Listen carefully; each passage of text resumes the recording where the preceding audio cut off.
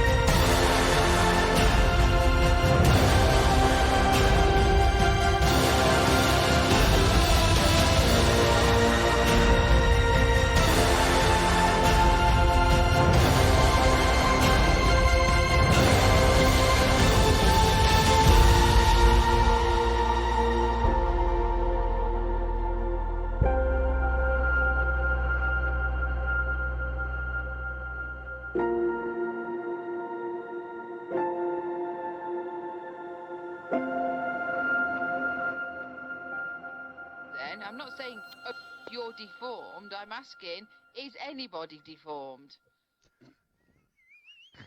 Is there a church anywhere around here? I'm going to butt in. Sorry. Is anyone in Look, this if village anybody else before? wants to jump in. I just did.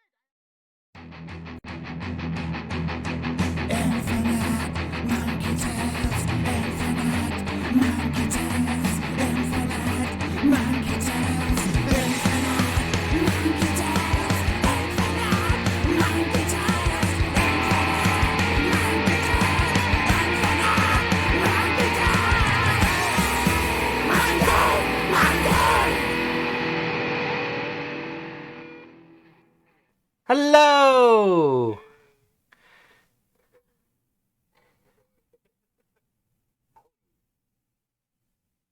How's everybody doing?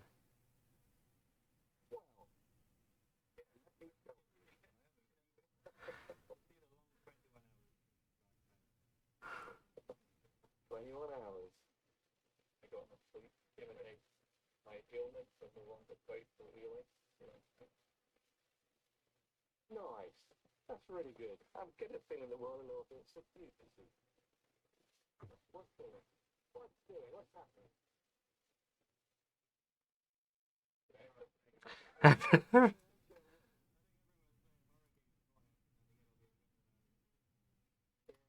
Yeah. How are you doing with that? You were playing Silence. in silence. In In silence. silence. Insolence. Yeah, Yeah. it's basically like if someone made a video game about the quiet place. Or Quiet Place. the Yeah. horror movie. We were making Ah. horrible noises. Yeah. Sorry about that. Okay, Apparently, stream couldn't hear us for the first 2 minutes. That's okay because we weren't saying anything. That should have happened. Restart. I didn't even Yeah. change that, so I don't know why that buggered it up. Quick, put it back on the splash screen and restart the countdown. Yeah. It's like 2 minutes. Let's go back to the Nobody drawing said board, anything. guys. Yeah. Forget it. Start again. This stream is over. 2 mistakes, that's it. I'm out. They're going to replace I will me. not work. On the Yeah. plus Work side, under these conditions. on the plus side, we are now more awake and less subdued than we were for the first 2 minutes. So that's No. something. Which is Everything else good. is energy drink. Yeah. That's monster for you. Yeah. Oh, coffee. Okay. That'd be nice. Maybe later. We'll see. Right.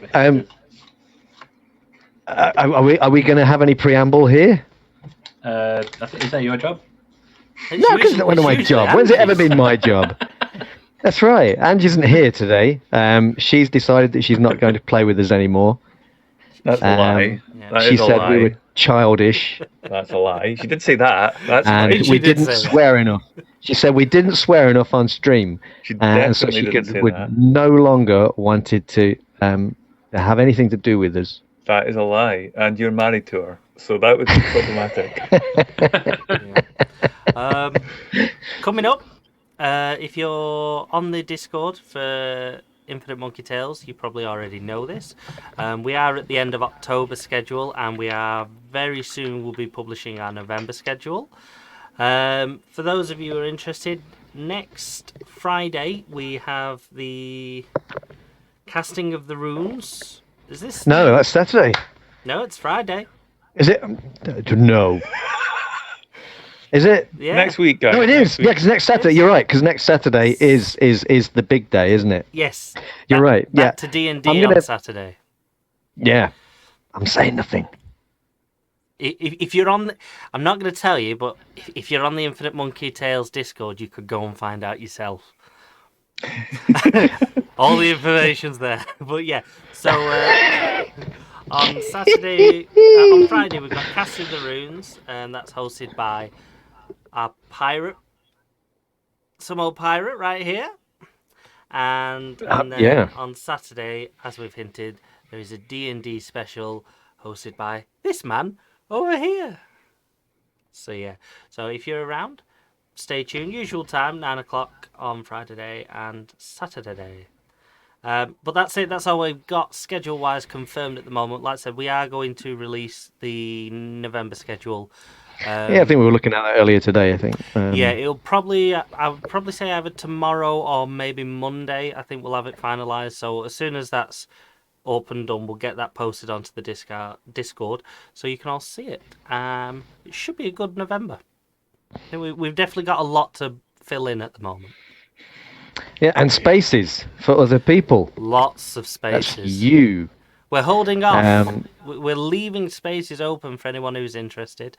All you need to join us is a bit of confidence in yourself. Obviously, we are going to stream any of the games that are currently going as well. So, but if you've got a camera, or if you want to use, what's the name of that program? FaceRig. FaceRig. If you want to use FaceRig, we're happy for both.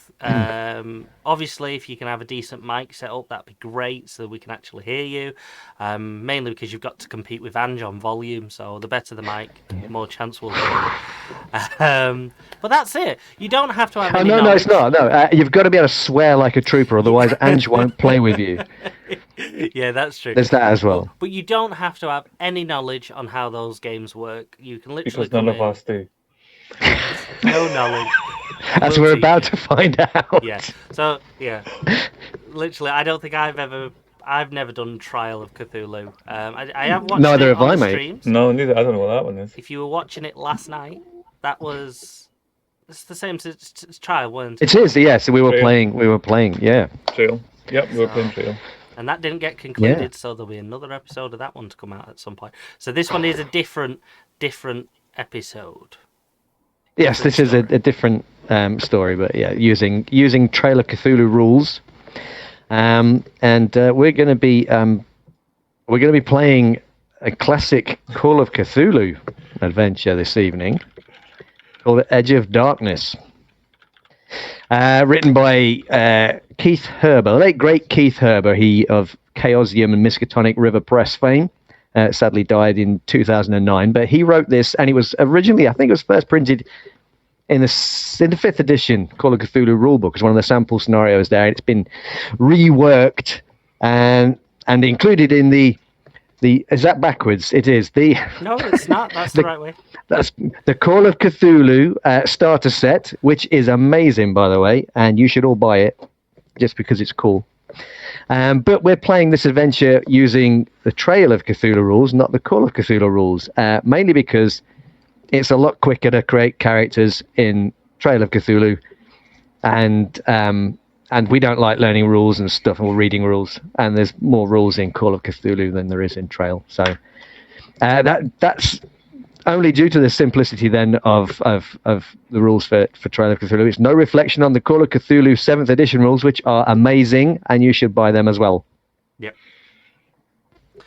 I think that's it. I think we can get cracking. I will say before the stream starts, all accents and interpretations of characters in this D&D stream are purely fictional and represent nobody that we know or any nation.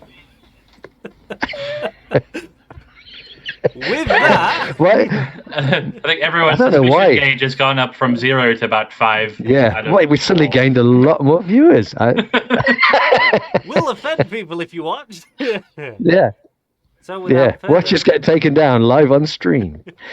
It'd be brilliant. I'm just surprised it's not happened already. So, without further ado, let's turn on over to Foundry. And we'll Yes, see where this story yes. goes.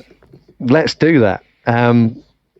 I'd just like to point out that the music that we're using today is by Feslian Studios. We got some credits there on the page, and additional music by Scott Buckley, who's great as well. Shall we do this? Yes. I don't know if I'm ready. We're not ready. Should we do it another night? Yeah. Right. See you later, stream. Okie dokie. Hey. So, yes, it is the city of Arkham. It's the year 1930. It is August 19th to be precise. And the three of you have received a telegram from an old acquaintance. One Rupert Merriweather. He's an aging fella, and you've all known him for some time. He's unwell, and Your impression is that he's not long for this world. And he has asked you to meet him at St. Mary's Teaching Hospital in Arkham at 1 o'clock on Thursday, August the 21st. And you haven't seen Rupert for quite some time. And this seems to be quite an urgent summons that you have had. And so we flash forward to 2 days later as you're outside St. Mary's Teaching Hospital.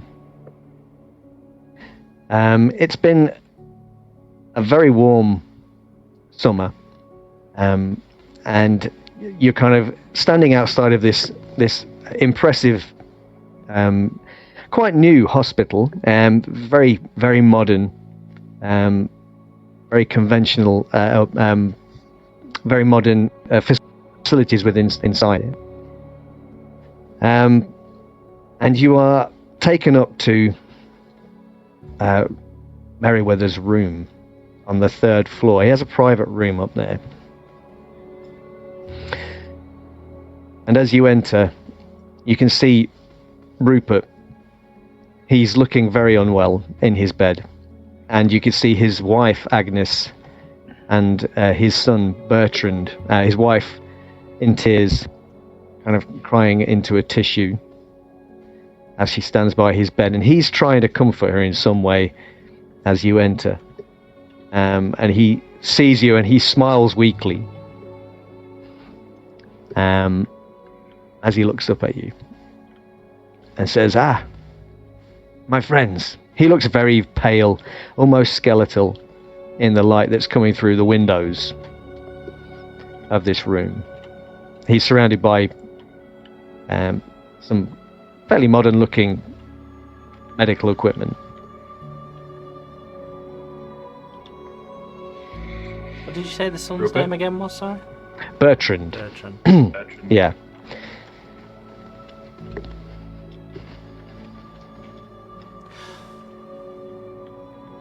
Bertrand, how is he? Bertrand's face is kind of a mask of sadness. He looks up at you and he just shakes his head. And Rupert says, "Don't mind him. Don't mind him. Come. Agnes, Bertrand, if you would step outside just for a moment. I have something that I wish to speak to these fine people about." Yes, of course, Rupert. What is it? He waits until the door is closed and that his family are no longer in earshot. I have a very, very big favor to ask of you, my friends. I do not ask lightly of you.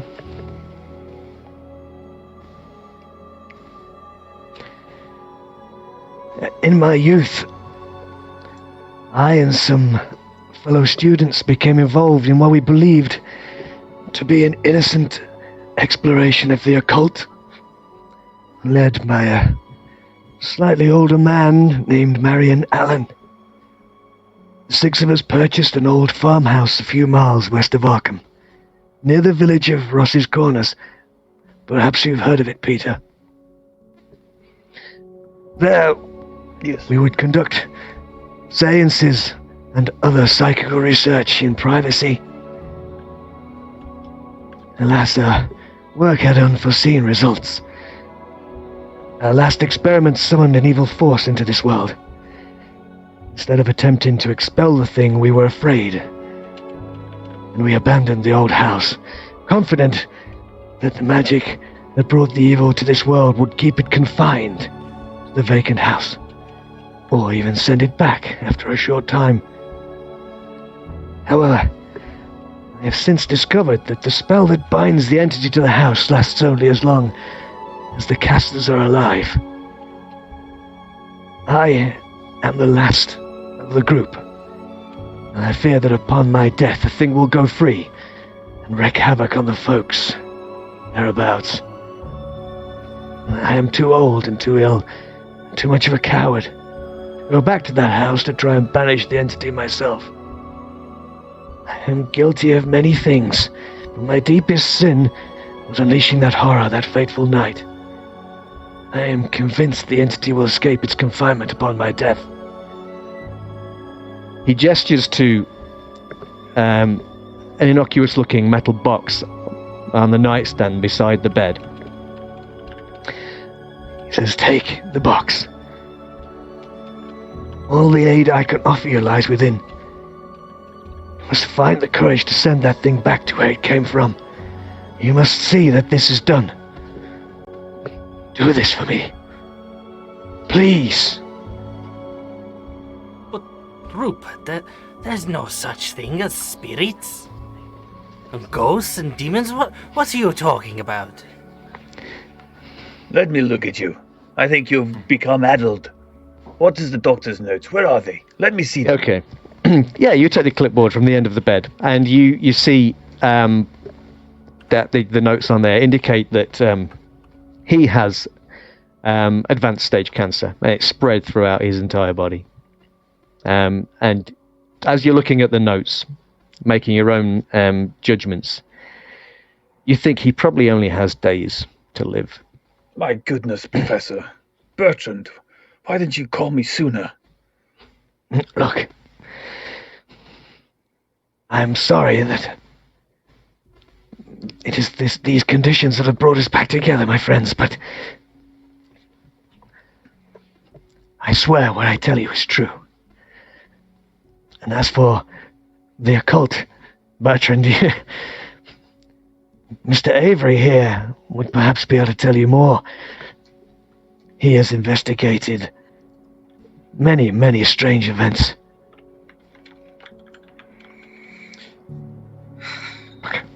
Yes, there's definitely a lot more that happens out in the quiet parts of the world than most people would try to explain away as natural events or tricks of the light. Rupert, why did you leave us so late? Because I am a fool and a coward. But I must face up to this responsibility before I die. Before I pass. Well, hopefully we can put the situation to rest before, so you can rest easy. Yes. All is done. He coughs. More one than the other, I think. You put yourself in front of classroom after classroom of our students and never paled from your responsibilities. But now, you should have called us. My goodness, are they giving you enough painkillers? They are treating me well. They are treating me well, Peter, thank you. Terrible Take the box. Please. Swear that you will do this thing for me. What's Swear in the box?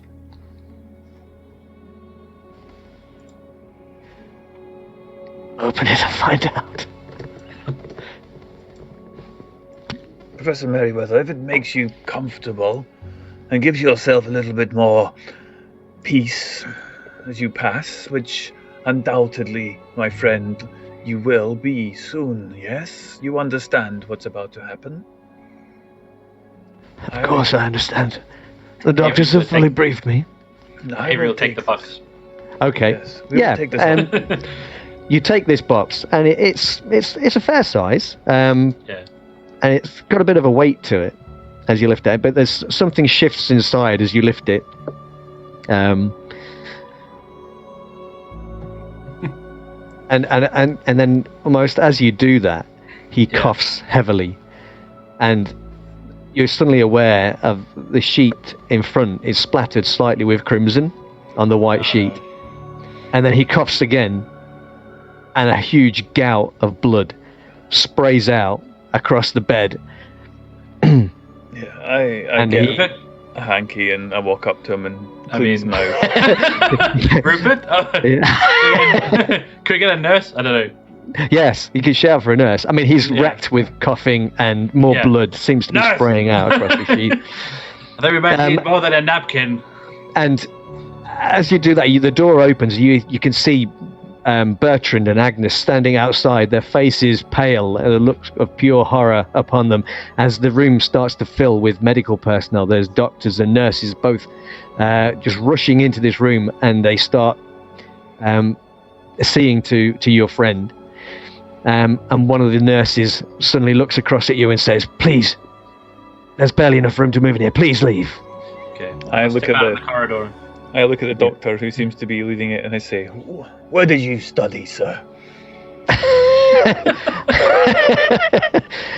And he looks at you as if like, "What the hell are you talking about?" And then gestures for the nurse to have you escorted out of the room. My goodness. I mean, it is cancer. Yeah, so like while everyone's sort of flapping around, I'll have a peek at the box. Like, is it just like a little? Is it just sealed, or has it got like a little lock on it or anything? It's like a one of those locks that you kind of flip up with a metal clasp. Yeah. Okay. Yeah, and I'll step in and have a look as you flip inside that kind of while bit, everyone else is- yeah, there's a strange collection of items inside the box that you can see as you're kind of being pushed out of the room. There seems to be quite an ornate-looking box shaped like a sarcophagus, but quite small, shoebox size maybe. Yeah. And there's a faded kind of journal and a folded piece of paper inside. Okay. So yeah. I guess I have to put the box. I'll like. Can I like just use like one hand to sort of like flip open the paper if I can, just to see if there's anything written on it? Yes, there is. You can see there's a letter there. It seems to be written in Rupert's hand. You recognise the handwriting. Yeah. And then, as you kind of take that in, the door to Rupert's room slams shut, and you're standing out in the corridor through with Agnes and Bertrand looking shell-shocked. My goodness. What such care you have here. Wouldn't you be better off in a hospital? This is a hospital. If anything, like a training hospital is probably one of the better places, because I have all the like trained staff here doing the teaching. Yeah. He was the teacher. That's what's so galling about it. One of them.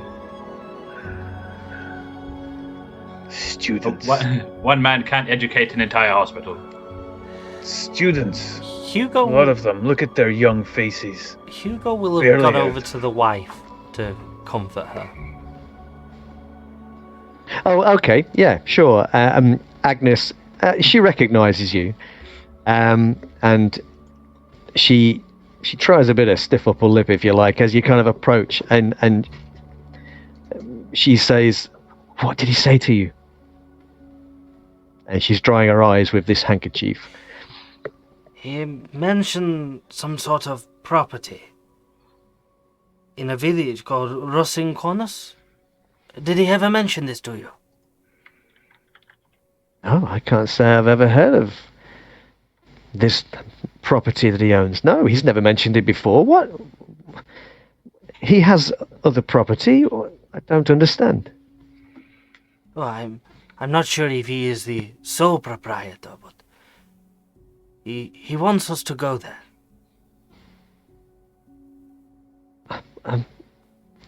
For what? For what purpose? I'd rather not say. I'm not 100% believing it myself. But I will find out what's going on here. But rest assured, I will help look after you. She nods, tears welling up in her eyes again, and looking anxiously towards the door that is firmly shut at the moment. Bertrand is just kind of pacing backwards and forwards, unsure what to do with himself at the moment. Bertrand, stand here with me now. He wanders over. He looks up at you. Did your dad ever leave any plans, documents, anything like that at your house? Did he ever have anything which would tell you about this property? It seems very strange. This is the first thing that I've heard of it as well. His study, Dr. think, Robertson. boy, think. I am thinking. There's I've never heard of any other property owned by Father. He was very insistent. What? Why is he giving it to you? Why not me? He probably cares too much for you, son. He wouldn't. He wants you to stay with your mother. It's the best place for you. He's not got long. You should prepare yourself for the worst. Thank you, Dr. Robertson. He puts his arm around his mother. What are you doing? Gentlemen, Well, if we're looking for documents or a place to start, there's a journal and a letter here that may provide us with some leads, at least. Does he not teach from this place? Surely he'd have an office here we could maybe look at. See if there's any clue to this location. If we could ask. yeah, his office is down this way. All right. Okay. At least it would give us some privacy. Or at least it was. So yeah, Everyone perhaps Dr. Robertson leads you through the twisting passageways of St. Mary's Teaching Hospital until he leads you to this rather plush-looking office that has Rupert Merriweather's name upon it, and you enter, and the smell of old tobacco smoke kind of hits you as you enter the room. It kind of sits there gently in the air. Hasn't been used in some time. There's an ornate wooden desk and chair, and the usual stuff you would find in a doctor's office. I'm going to go in and I'll pop the box down on the desk, and then I'll take each item out, put it down so the guys can see it. And as you have more of a chance to take a look, you find inside the box there is this letter, this sarcophagus-shaped box, a small leather-bound book held together with cords, a key, and an envelope that was sitting at the bottom of the box. And the envelope, when you look into it, contains the deeds to a property on Boone Road near Ross's Corners, west of Arkham.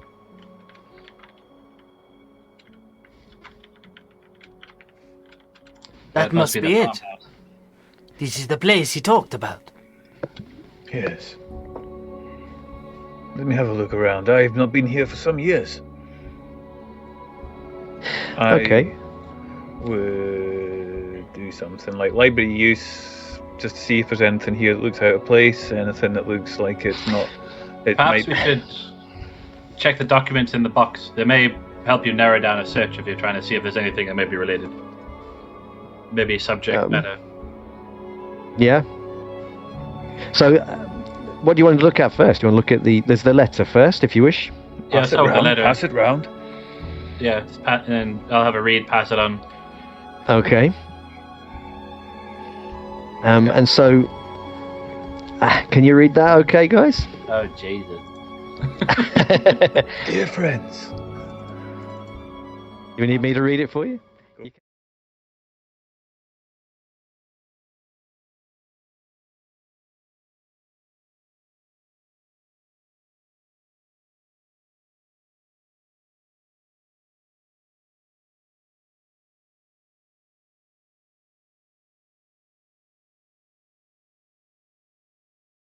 To combat the horrors and make amends for my past in bringing one to our plane of existence. What I have left to offer, what riches and wealth I have, I will put to good use in dealing with these abominations. It is the very least this old coward can do. I could never make myself go back to that old farmhouse and put these events to rights. I too gravely feared that which my friends and I did loose upon this countryside. Nothing of consequence has yet taken place, but with my death, I fear the bonds will be broken, and that horror freed to come and go as it pleases. Lives not yet taken already weigh heavy on my conscience. The method of delivering the thing out of this world is still in that accursed house. The translations made by Marion from the book De Vermis Mysteries. I was never strong enough to take on the task, but I hope that you are. In ridding the world of this, perhaps you will save my soul from hell, for I fear that my deeds have not been enough to release me from this heavy burden. I do not expect your forgiveness for what I ask of you. That's quite a fantasy he's created there. But, well, it's hard to not be drawn in by his tone. And a dying man's wish, after all, should be honored. Perhaps maybe you should just open yourself up to the possibility that you don't know everything. Looking at the leather-bound journal of the book, is that just a journal, or is that like this Burmese Mysteries? No, it's a journal. Right. Yes. It's quite a hefty one, this, guys, I'm afraid. So bear with. Oops. 15 pages of chicken scratch. Right, here we go. And I would do is I think I'll make these available to you all. So, there are several pages in this journal, as you've kind of flicked through, that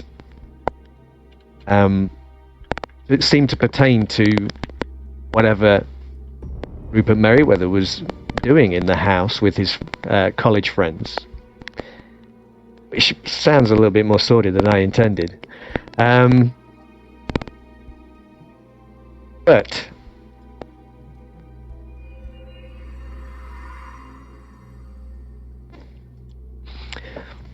now, do you want me to read this out too? No, that's cool. It's a long read. It is a long read.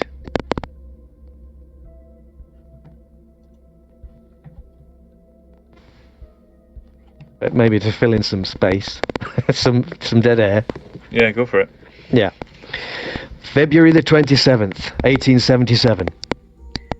Alan has acquired an artifact purportedly Egyptian. It appears to be a small sarcophagus of gold. Inside is a large piece of amber, which entraps a specimen of some unknown species of arthropod. Alan is very excited, as the box corresponds to a description he found in an ordinary reference volume in the university's own library. Alan says that in another book, De Vermis Mysteries, is an explanation of the powers of the box. The text says that the small animal trapped in the amber is actually the host to a bound jinn, a guide to the spirit world. Alan says the tome mentions that originally there were 4 such pieces of amber contained within the box. There is no mention what happened to the other 3. We are agreed, and a date has been set to conduct a ceremony intended to summon the jinn, which Alan assures us will be friendly. We have chosen the night of Saturday 18th of March, the night before the new moon. And March the 19th, 1877. We began the ceremony as Alan instructed, according to that described in De Vermis Mysteries. A fire is set in the fireplace and a pentagram chalked on the floor, marked with appropriate symbols and illuminated by 2 black tapers placed near the center, flanking the piece of amber with its entrapped spirit. The others sit in a circle, while I, the designated watcher, who guards for malevolent spirits, sits in the corner of the room. At least I get the comfort of a chair, while the others can look forward to sitting on the floor for hours. Alan throws a handful of powder in the fire, producing an evil-smelling smoke and dampening the flames which now burn a sputtering green and brown. Those seated on the floor begin the Latin chant Alan has transcribed from his book. After nearly 2 hours, I see, A trail of smoke circling up from the piece of amber. Its surface seems to be bubbling and melting. Can this be? Have we finally achieved success? I can see a form. March 20th, 1877. We have finished with our plans and have sworn a pact never to speak of what happened last night. We have satisfactorily explained the death of poor Robert, and in some manner the madness of Harold. The sheriff accepts the explanation of the carriage accident. We planned it well. Robert's neck was broken in the fall, we told him. Harold struck his head on a rock when the horse's leg broke and the carriage rolled. Would it be that it was only that? For the rest of us, we will be forever changed by what we experienced last night. I will write down the true events so they are not lost completely. The thing formed in the center of the pentagram, shapeless and nearly invisible. Its terrible voice should have given us a clue, but we were so foolish. It spoke then. Alan cast that damned powder on the gin. The dust of Ibn Ghazi, he calls it. And that's when we could see it clearly. Words cannot adequately describe the faceless thing with 1,000 moors. It roiled and bubbled, never fully revealing itself at any one time. So terrifying was its aspect that I was frozen in place, my pen falling from my nerveless fingers. Cecil and Alan seemed as lifeless as myself, while a short, sharp cry issued from Crawford's mouth. Robert, however, rose to his feet, and before anyone could stop him, stepped forward as though to embrace our horrible guest. With its arms as those appendages that seemed most like arms, it took hold of poor Robert and twisted his head around as though he was a doll. The lifeless corpse was then thrown into Harold's lap, and that is when he began that damnable shrieking. The shrieking that hasn't stopped since, even after we handed him over to the sheriff's men. We still had a chance, apparently. Alan now believes that if we had kept our wits, we could have reversed the summoning and forced the creature back to wherever it came from. But Crawford panicked, and mistakenly believing that it would dispel the creature, reached forward and destroyed part of the pentagram, breaking the seal and ending its effectiveness. Released from that binding symbol, the thing, with a screech that could only have been unholy satisfaction, was ejected from the house, disappearing out of the window as a roaring and screaming wind of boiling colours. March 24th, 1877. Alan intends to leave Arkham and travel to find a solution to this crisis. He said that he intends to seek out occult scholars in New Orleans. I pray that he is successful, but my hopes are not high at this point. He insisted that I be custodian of the gold sarcophagus and not show it to anyone. What is even more odd is that he instructed me not to visit or even live in Boston. I can only guess as to why, as he will not tell me his reasoning, apart from his insistence that it is for my own safety. Alan still thinks that the thing could yet be destroyed, or at least dispelled, but none of us who remain have the stomach for the undertaking. I hope he can find a way to safely banish it without another of us falling to its malevolent grasp. March 26, 1877. We now believe that the spell we cast to summon it inextricably bound the thing to the house. Alan went back this morning to retrieve some of our belongings and store our ritual accoutrements. He says that he heard it bumping around in the attic over his head, all the while cursing him. He said that it told him that it only has to wait us out. When we who were present are all dead, it will roam the earth freely, slaughtering and feasting.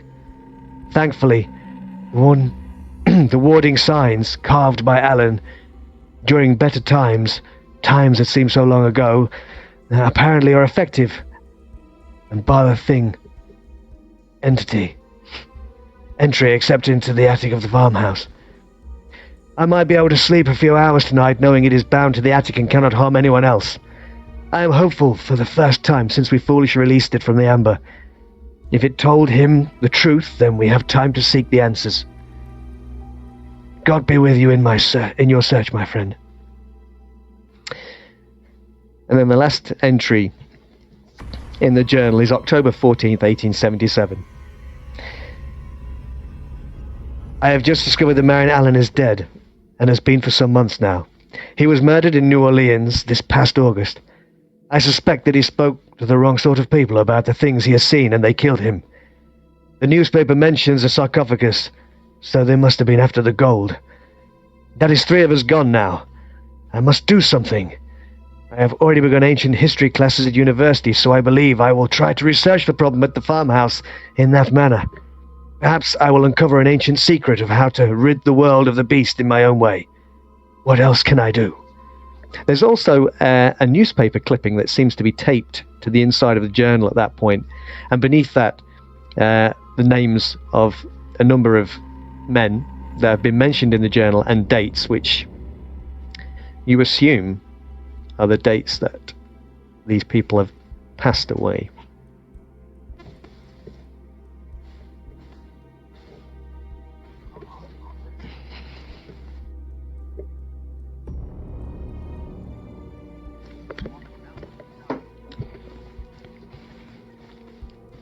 Yes, he was their leader by the sounds of things.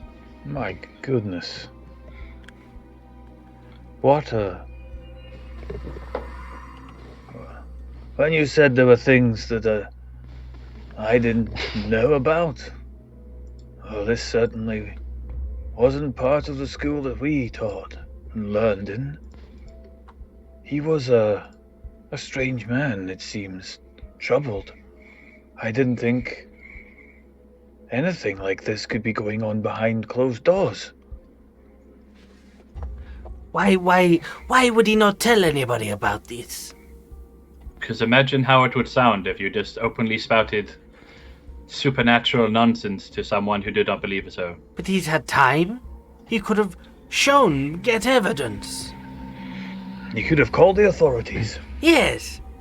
I know they're not the best over here, but they would have still done something. It's like, I'm sorry, officer. It appears that I have a haunted farmhouse. Could you come shoot the ghost for me? But they could have at least burnt the place down. That usually stopped them. I would, judging by the journal entries, I would have destroyed the wards. That would have set the thing free. But what does he want us to do? I guess he wants us to finish the ritual so we can send it back from whence it came. And make sure it never gets loose again. But if he could not do it, what makes him think we could? They did not have the stomach to. Hopefully we have sterner stuff. I don't... I fought in the war. I'm not scared of a ghost. My goodness. I'm just an art critic. I could paint a picture of it if that really helps, but... You never know when an extra pair of hands might come in handy. I mean, yes, I see things that others don't, but... Ghosts... Spirits... Sacre bleu.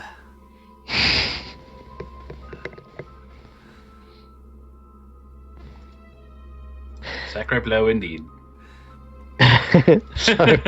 Well, can I, now that it's been mentioned the journal, can I open the sarcophagus? And is there amber in there or is it empty? Yeah, that's a good question. So yeah, you open this box. It's incredibly ornate, and there seem to be kind of markings on the outside of this box, and I think maybe Peter. I think Peter has some history in his background, doesn't he? If I recall. Or am I just making that up? I'm looking at amber. You're looking at amber. No, you're what you're looking at is these hieroglyphs on the outside of the box. And you're fairly sure that these are Egyptian. Probably Middle Kingdom. But inside the lid, you can see there are different kind of images scratched into the inside of the lid.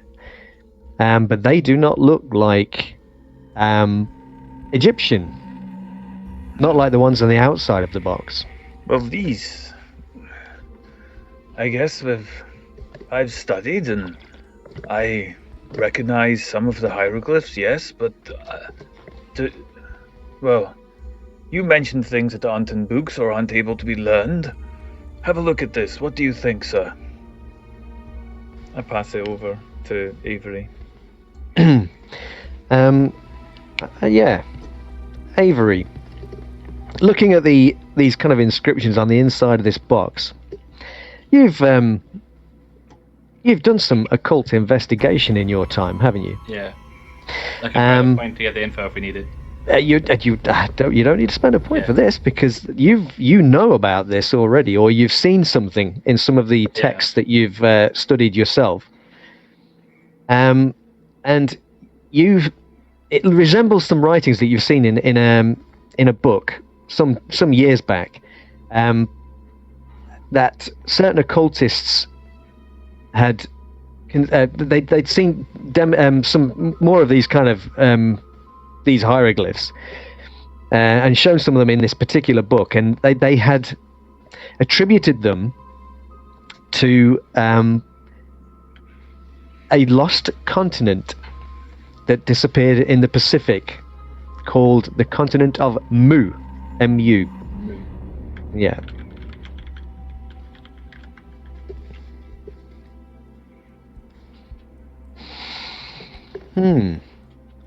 But there is no amber inside the box. The box is empty. Yeah, so there's inside here. Do I recognize the hieroglyphics? Like, I know where they're from, but like their meaning. Are they just like no, you would probably need to find somebody that could translate those. And same with the hieroglyphs on the outside of the box as well. They would probably need you would need somebody. But you know, there is a university not far away. We may have to The see if we can Miskatonic. find a scholar to translate these runes for us. The hieroglyphics, they're not straight, like these ones on the inside are not plain Egyptian. They are older. I recognize, I've seen them before, but their meaning is lost to me. Well, that shouldn't be difficult. University has the Should there be ancients some being historian studied or and someone? taught. Yes, I picked up a bit of history myself.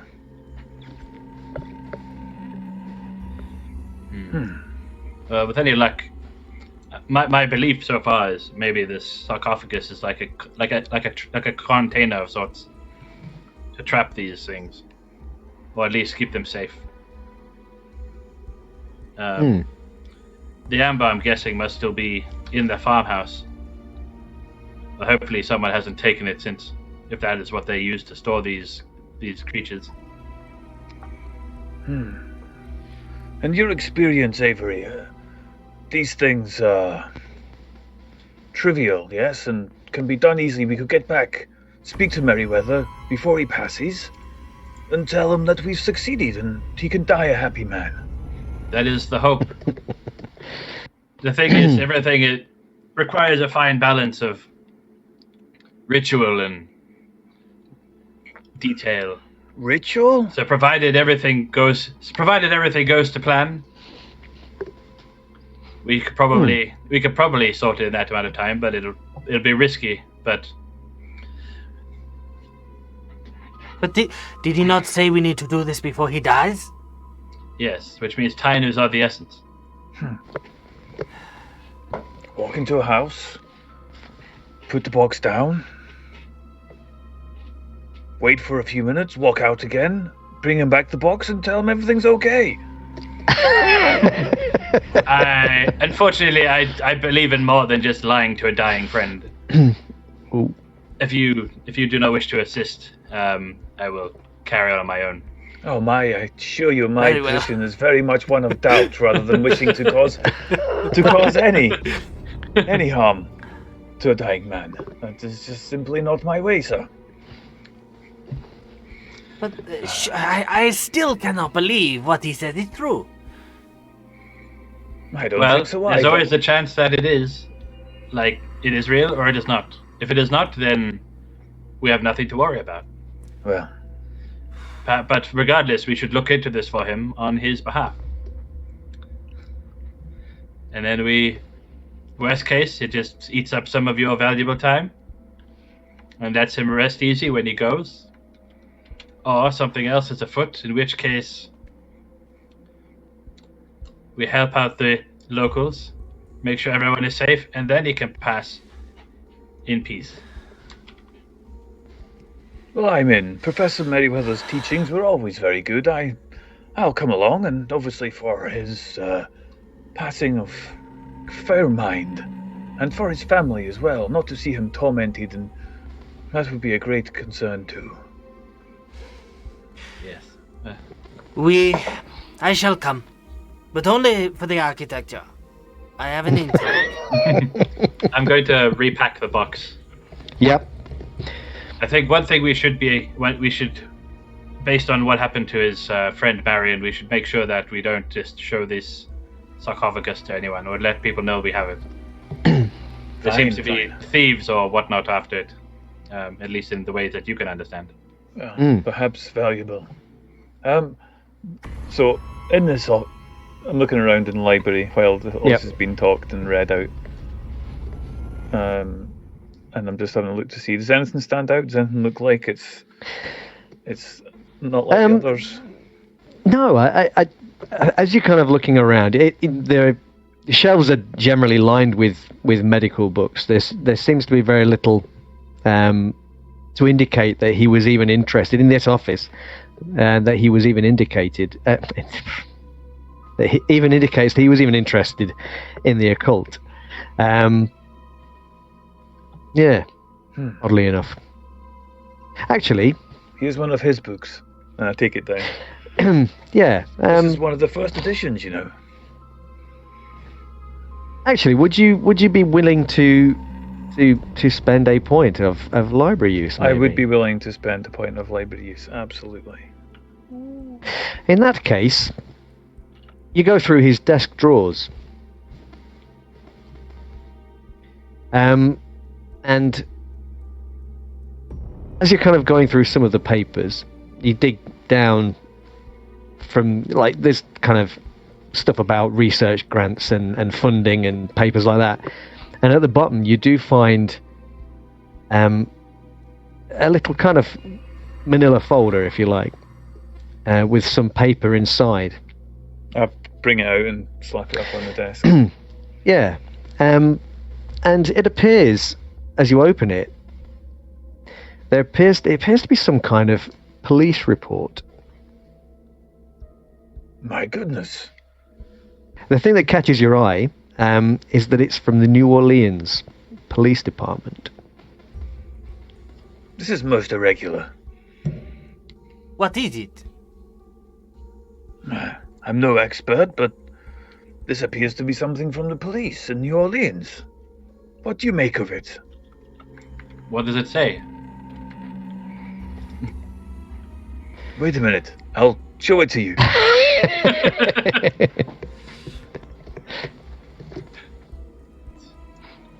Yeah, it appears to be a police report that was made by a couple of police officers independently about a particular evening. New Orleans Police Department. Statement of Common Howard Patrol Officer.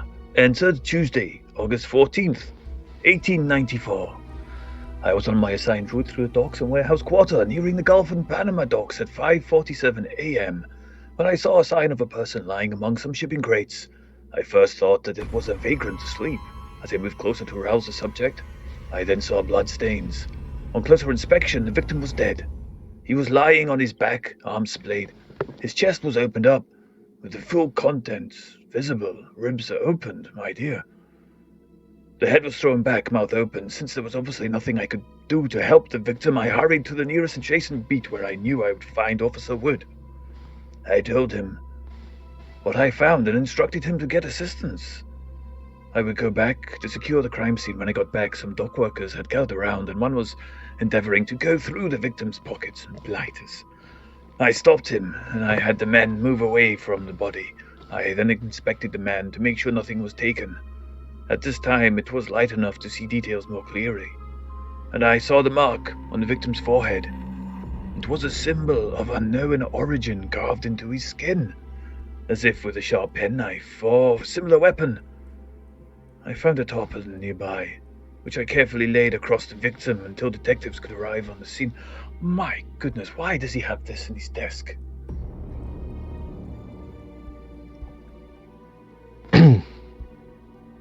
There is a further one. The documents in there as well. If you scroll down. There's more. What? Tuesday, 14th August, 1894. That's the same day. This is a statement of a different detective. No, yes. Look, I flicked between the two bits of paper. Yeah. I was assigned to the case and immediately went to the scene to gather information. Officer Coleman was present, keeping the dock workers back from the scene, yes, as blighters thieving from a body. He informed me that while he was getting assistance, one of the workers had started to rifle through the victim's pockets. He said he searched the man, but it appeared that no items were stolen. I found the victim's wallet still in his jacket pocket, identifying him as Marion Marcus Allen of Arkham, Massachusetts. No money was found in the wallet or anywhere else about him. The victim's head had some, and this bit's a bit scrolled out. It's unusual characters carved into it. Oh, he's scrolled out. Deep lacerations cut into it. Bone was visible. The mouth was open and I could see no sign of the man's tongue, which looked to have been severed and removed. The man's ribcage had been torn open. Yes, we had this already. I requested that the medical examiner verify the placement and count of all internal organs. Verify the placement and count? I think that somebody had stolen it. There were some footprints around the body, all on the side of facing the opening in the pile of crates. There was some dry blood on the body and the ground, but not enough to correspond with the wounds. I surmised the killing happened elsewhere, and the body was placed at the docks afterwards. Well, that sounds bloody terrible. Why would anybody do that? Wait, there's another one. Yes.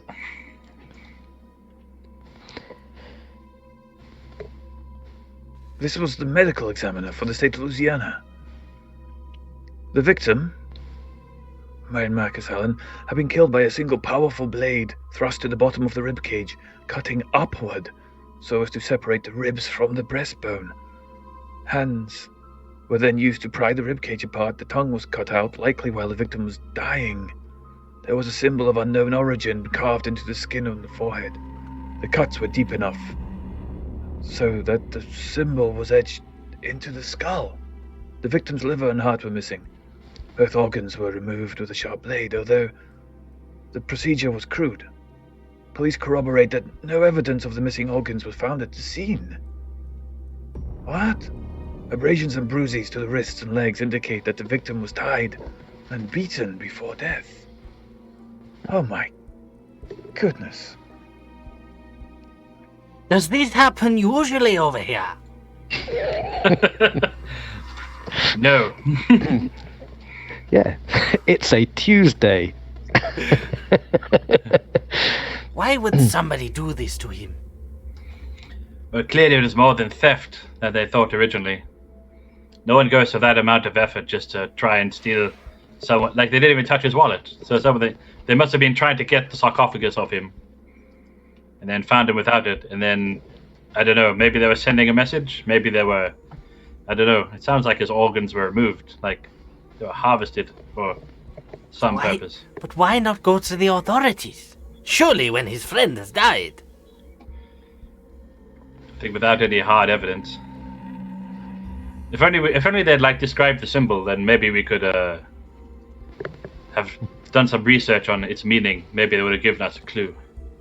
Is there no more information? No, that appears to be it. Marion made the translations from that book he talked about. Maybe they know about it at the university as well, this De Vermis Mysterious. Yes. My car's parked in the staff car park. Shall we, If you don't mind. It would save us a great deal of time schlepping across the town. It's oddly enough, the hospital is actually right next to the university campus. I don't think we'll need a car. If you had to look at that. Yeah. If you don't mind, I was looking forward to the drive. We'll just drive around the block a few times I'll and just then check the wheels are still on. You know what these students are like. Yeah. This ain't Glasgow.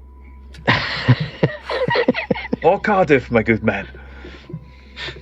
It's definitely not France. Yeah.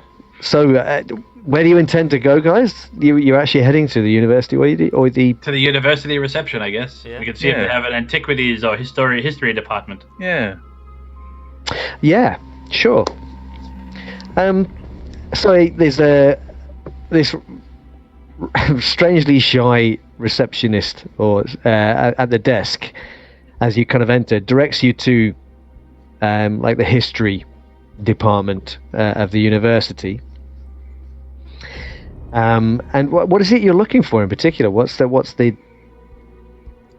it you if want? Someone could translate some old text. Okay. One for Right. like some Languages. Egyptian hieroglyphics and like old Latin texts. Ah, okay. Professor Bishop, he may be able to help you with that. He is a noted scholar of Egyptian. It was Egyptian, wasn't it? Yes. Yeah, on the outside at least. So you're directed to this guy's musty office, this cramped office full of books that seems to be the very definition of organized chaos as you kind of enter his office. He sat at this rather cheap, small wooden desk on this uncomfortable looking wooden chair, hunched over some texts as you enter. He has books piled either side of him, and he barely notices you enter. He's got these small round glasses that he's staring intently through. He has a ruler as he's kind of moving this ruler down the text as he's reading it. Knock politely on like the door or the door frame if the door's open Yeah, already. yeah. Professor Bishop? Before we show him Okay, the go. box, we should be very careful. If this man Yes. that we read about was killed for it, we could be in the same boat, or be putting somebody into Yeah. it. That's a good point. Before we go into just to have a step back a bit. I don't suppose anyone has any paper. We could write down the hieroglyphics and then Yes, show them that do a rather than the- rubbing. Of course. Yes. And I take out my doctor's notebook notebook? and I Yeah, take I a have page a- off that and Yeah. Hugo has a pencil in his ear. a soft one. See, and you were worried that an artist would not be able to contribute. Yeah, look at that. That's it. You were here Yeah. just So for we could do that. some. Yeah. Just So we to could You do can go like, now. Piece of We can do charcoal. some, yeah. So we can do some rubbing and transcribing, so we can show them the book rather than the. Yeah, you doing the ones on the inside or the ones on the outside? Which I or would say Egyptian. both, because the outside is Egyptian, yeah, and maybe like we could just do the inside ones as well, kind of quietly, just so we like then if it looks promising, we could see if he recognizes them like afterwards rather than all at the same time. yeah. Okay, so he looks up. He looks up at you curiously as you enter.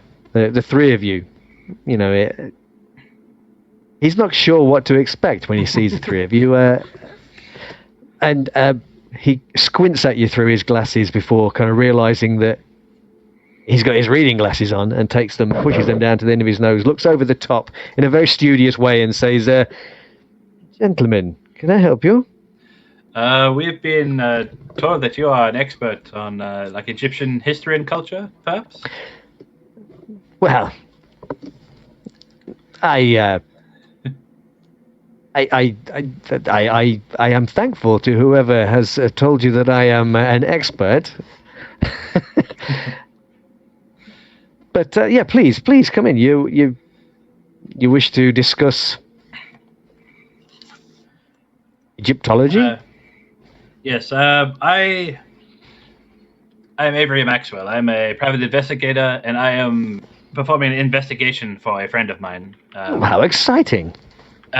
He came across some Egyptian hieroglyphics, and I was wondering if perhaps yourself or someone who you knew may be able to assist us with information on what they mean. Fortunately, history is not my school. I'm more of a contemporary sort. Well,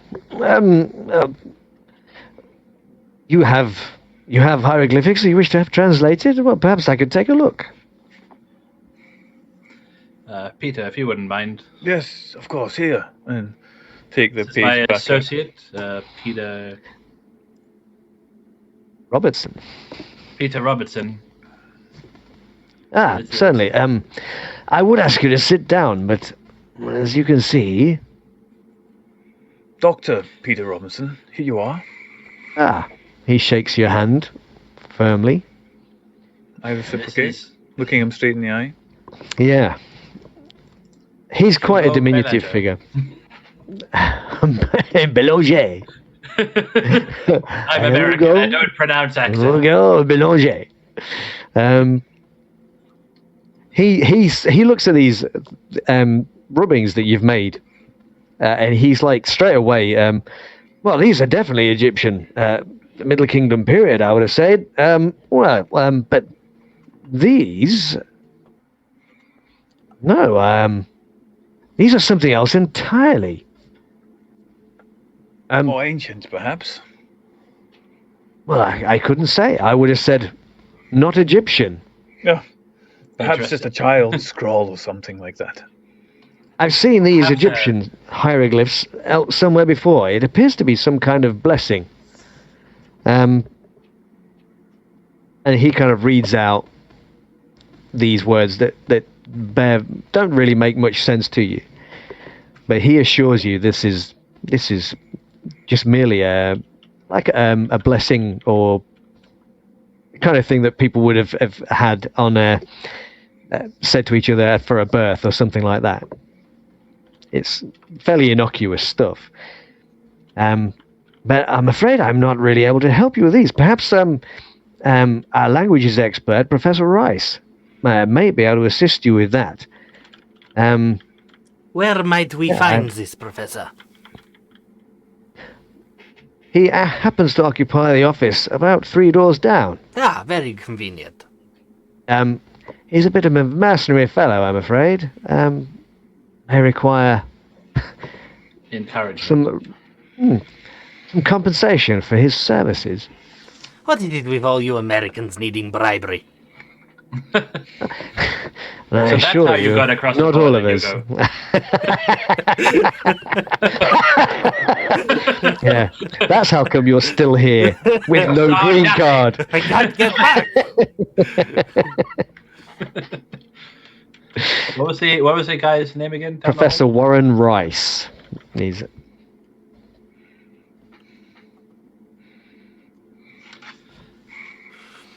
And his field? his is languages. Okay, we'll give him a call. Thank you for your assistance, Professor Bishop. No, Well, you're very welcome. And While we're walking out, I guess, does this continent of Mu, yep. does that ring? Is that also Egyptian? If I was using, say, history or something to know? Now this is an interesting, yeah. With your historical background or your background in history, you've heard no mention of this supposed continent before ever. You'd maybe presume it's one of those made-up places like Atlantis or something like that. So I wouldn't mention it. I was just wondering if I should mention it to this guy if it was in relation to like Egypt or something, but I won't mention it as. No, it's definitely, as Yeah. far as you're concerned, you've never heard any mention of Egypt and Mu. I keep stum. Okay. Yeah. And you enter the office of Professor Warren Rice. He's a younger guy.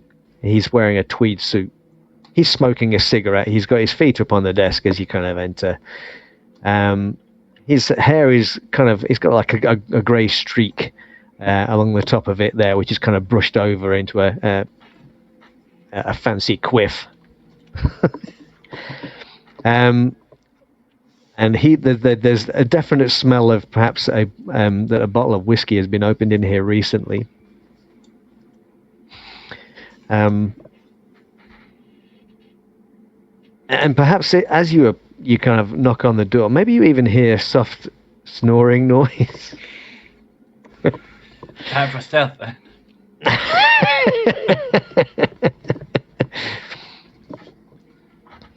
I'll just knock on the door frame again, like Yeah. to rouse him. And you hear maybe something getting knocked off of a table as he makes his way across the door and swings it open. His eyes looking a little bleary. Oh, hello. Hi, Warren Rice. That's my name. Yes, we have an assignment for Well. you. I hope we did not intrude on any important research you were doing. Oh, The man was sleeping. you see him kind of look. You go. I assure you I was not, sir. I'm almost certain you are. Now, Forgive him. He's I could speak to your seniors about this. I don't think they would take very kindly. Or you could do a translation for me. Your choice.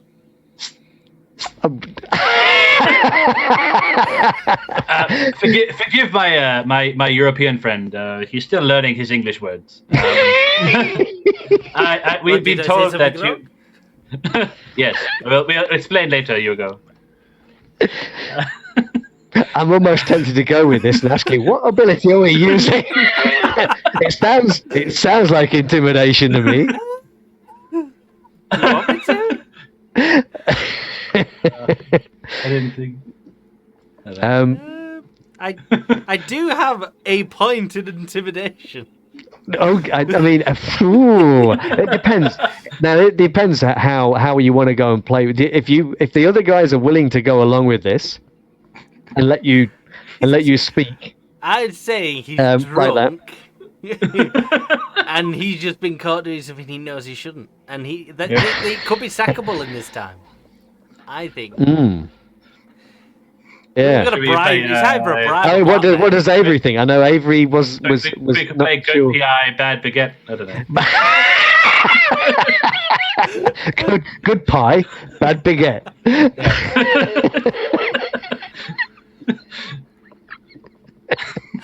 So, where are we going with this, I fellas? was trying to be diplomatic. Yeah, you want to be diplomatic. That's fine. Because my points are all in reassurance. Yes, Hugo, however, We could always play diplomatic if appears- it fails, though, right? I mean, there's always potential. Yeah, I mean, this is definitely that would definitely constitute a good cop, bad cop situation, wouldn't it? I guess. Yeah. I mean, I'm liking it myself. How's everybody else feel about that? I'm all right. I'll go. Dr. Robertson smells the air and immediately makes his mind up that this person should probably not be in tenure. So he's more inclined toward Hugo's approach. Then let's burn that point, then, Hugo. Yeah. Let's burn that point, and yeah. So I put the point in and I roll, don't I? Yeah, you can roll. You don't have to, but you can do. Well, Yeah. Yeah, do it. Why not? Because it'll appear in the chat window, and everybody will see that you've spent a point. Uses intimidation. Yeah, We like it. Oh, it didn't actually. Oh, yeah, it didn't actually roll. I thought It won't roll because it's a point spend. Yeah. So he suddenly gets wide-eyed as Hugo assails him. Please. He sticks his head out the door and looks around. Please, come in. Yes. Come in. Avery, pass him the translation that we need. Okay. I would rather get Peter to hand over his own notebook. Very Yes, well. as we'll opposed do to that. Who are the Roberts? Peter's already got the notebook out. Here, my Okay. good fellow. See if your clever eyes can tell us what's in here on this bit. Here, look, this bit. Oh, these look like Egyptian. Have you seen? No, the bit below that. Listen, concentrate, sir. There might be a drink in it for you. I assure you, sir, I do not drink on the job. Yes, Yes, enough of course excuses. not. Come on, chop chop. Would you please come in? Please sit down. Yes. And there is like a comfortable-looking sofa that's kind of set. There are indentations in it at the moment that looks like perhaps maybe somebody has rested in it recently. Is it? I put my hand on it. Is it warm? It's warm. I'll stand if you don't mind. We're in a bit of a hurry, see? Certainly. Please. Well, this is interesting. Not Egyptian. No, not Egyptian, he says. Yeah, we and know it's that. like suddenly something goes off in his head and he's suddenly very businesslike. Yes. Would you give her a drink? I thought you said you weren't drinking, sir. Now's not the time. It's too early. Now he's on the job. If you have something useful for us, we shall join you for a drink. Have you Or at got least any wine? compensate you with one. He walks to the back end of his office, and there's kind of like a couple of bookshelves that are kind of stood upright, kind of facing the door, and you can see he walks between these shelves looking for particular books, all business, and he drags out a few of these books. He takes them over to his desk, he flicks them open, he starts flicking through, and you can hear him mumbling to himself as he's chatting away to himself here. And then starts scribbling furiously down on a bit of a note paper that he has on the desk. Yeah. So where did you find this? This is most interesting. On a need-to-know basis. You found it on a need-to-know basis. Interesting. Do you know that Did I there's- say that wrong? I'm on a case. He's practicing on how to be a PI. It's his new hobby. Oh, you're a private investigator? Yes, I'm on a research mission for an associate. Oh, interesting. My client will have to remain confidential. You understand? Of course. Is he paying you well? Yes, in a manner of speaking. That is, yes. I normally charge for my services, you see. Do you know that there's quite impressive science being done just now that equates overconsumption of alcohol with loss of brain cells? Now, can you imagine? So you do keep mentioning something about alcohol. That would be a shame if a very intelligent person was to ruin their career by knocking themselves brainless, would you not say? He seems to get the point at this, and he just looks down at the paper and says nothing further. Please forgive Peter. The prohibition is not did not go well for him. Avery, find something better to do. You're not helping. So after, so carry on. Warren, if you can help us, we'll give you. I will work on getting you compensation to match whatever information you can provide. Oh, that's awful. It isn't of the old chap. Yes. I lean over to Dr. Peter. I thought the point of blackmail was that we didn't have to bribe him. I know, it seems Trying to grace the wheels. this particular bounder should be chucked out of practice, not kept in it with a elevated position. My goodness, what kind Most of ship are they irregular running fellow. here? Cool. So Court leverage, my friend. He needs prized out of this office, yes. he might actually be good at his job. Just, he has issues. Doctor's So- not impressed.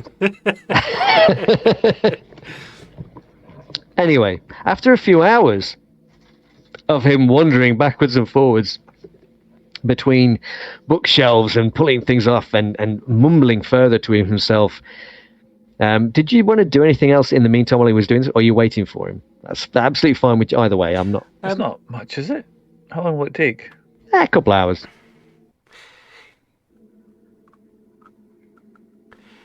I just say if there was anything you wanted to do in the meantime, you could do it, but we don't have to. We can just say he's finished. Hugo would probably... He'd ask if he'd got a map of some sort so he could try and locate this address. Well, like a map of the area. Yeah. I have I one. think Avery, I can- Avery would probably hang out in the corridor outside just to keep watch because he's worried about the Yeah. potential of Whether the there's guy anybody- that went after Marion showing up unexpectedly. Ah, okay. Yeah. Hugo, So like, yeah, just to kind of keep an eye on things Yeah. while these guys do whatever they're doing on the inside. Sure. Hugo says. So he's that- basically just being bullied for a couple of hours. I mean, I did as much good cop as I could. You know. We don't need the good cop. The bad cop work. if he didn't put up if he didn't put up resistance, it would have been a lot easier for him. Now he's got 2 hours of hell. Yeah.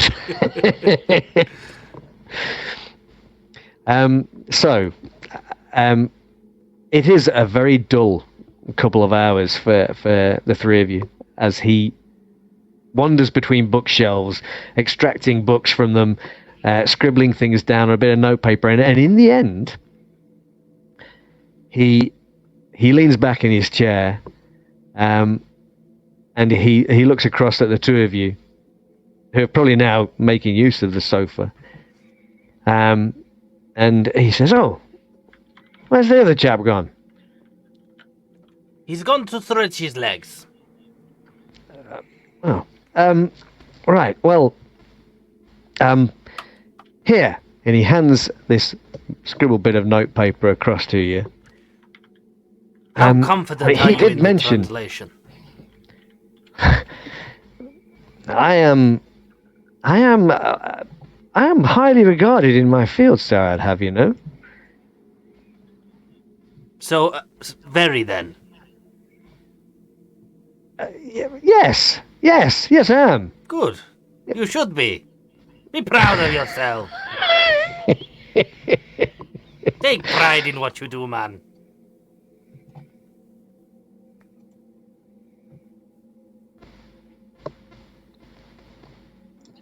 It's like a really weird routine where it's just like, you're terrible at your job, you're corrupt, you're bankrupt, why are you even here? You're terrible at your now job. get up Be and proud. just that far. Guy's got like the worst hangover. Like, wait, what?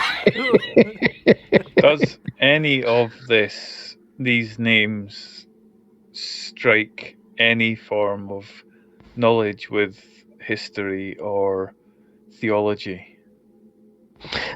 Maybe the only word that perhaps would maybe have any kind of mean, well, that Peter would be aware of, maybe is Thoth. Child of Thoth, maybe. The rest of it is just, yeah. I mean, they're obviously, you can understand what they're saying, but the names there, they don't really mean anything to you at all. Not to your character, anyway. Sure. Does this mean anything to you? Do these names, are they occurrence in Egypt by any chance? I look back at the professor. These words here, they are perhaps derived from Egyptian. Child of Thoth. Thoth. That's most definitely an Egyptian. Rings a bell with my studies. And this one here, Narloth Otep, has some kind of basis in the Egyptian language. But I have no idea what it means. I'm assuming it's a name of some kind.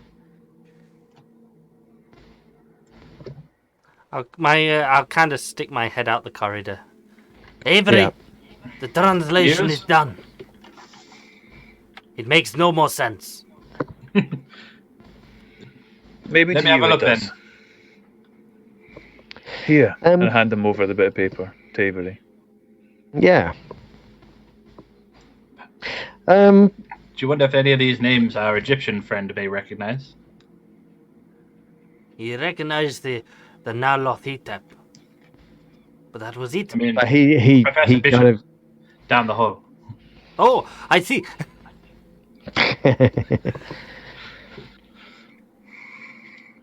Thank you for your work, Mr. Rice. That's fine. You mentioned perhaps compensation for my time. Yes, we will tell your employees how well you have done here and how you have assisted in solving a crime. You'll be recognized. A crime?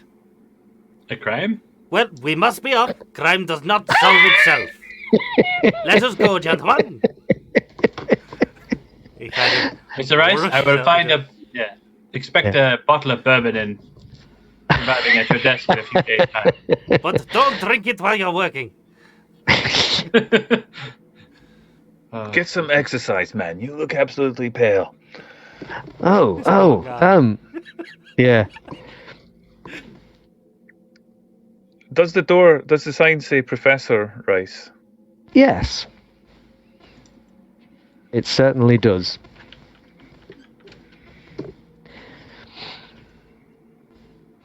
That's kind of why I made the point of Mr. Rice. Do we want to show these names to more professors? We only risk wasting time more than anything at this point. I don't see how these names would help us in dealing with whatever it is we have been asked to do. No, but context may help. I mean, Professor Bishop, he may be able to tell us if there's any historical significance. If it you relates want to this Middle Kingdom. Speak to a fine professor, then please do. I'm going to the car to get a map and see if I can locate this farmhouse at Ross Crossing. Ross's Corners. Yes. Peter, I will join you. Avery, if you wish to take the note to another professor, we will wait by the car, but don't be too long. Okay. We have to do this before he dies, don't forget. Peter, if you could take the box with you, it'll be safer stashed in your car for the time being. Yes, of course. We don't want to have all the evidence together in one place. I will be as quick as I can. Collectors of antiquity, quite brutal at times. I've seen them in fairs and such. I will take good care of it. And I walk, I'm just bumbling away down the corridor. I'll follow Peter, kind of examining the box from a distance. Curious, but don't want to actually touch it. And it is. I mean, the aesthetics of it are probably what's triggering Hugo's his artistic sensitivities, if you like. It is a very, very beautiful, well-crafted box that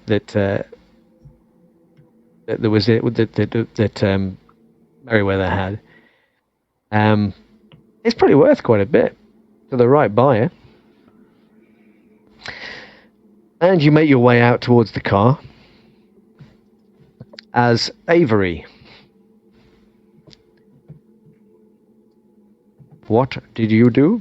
I'll try to be quick. I was going to go quickly pop back in to see Mr. Professor Bishop. Okay, and he's surprised to see you again. Oh, was Professor Rice unable to help you? Yes, he was able to do some translations for us. I was just wondering pick your brain of any kind of cultural significance of a couple of names that came up during his translations.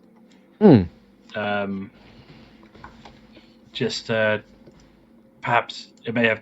It's just perhaps with this curiosity more than anything. I don't know, a Yoga Setheth and a Nar Loth Hotep. Does that anything? Does that any significance for your Egyptian hieroglyphics or history? He contemplates these for a few minutes before he kind of says, "No, there certainly seems to be this name." He mentioned he points at the first one.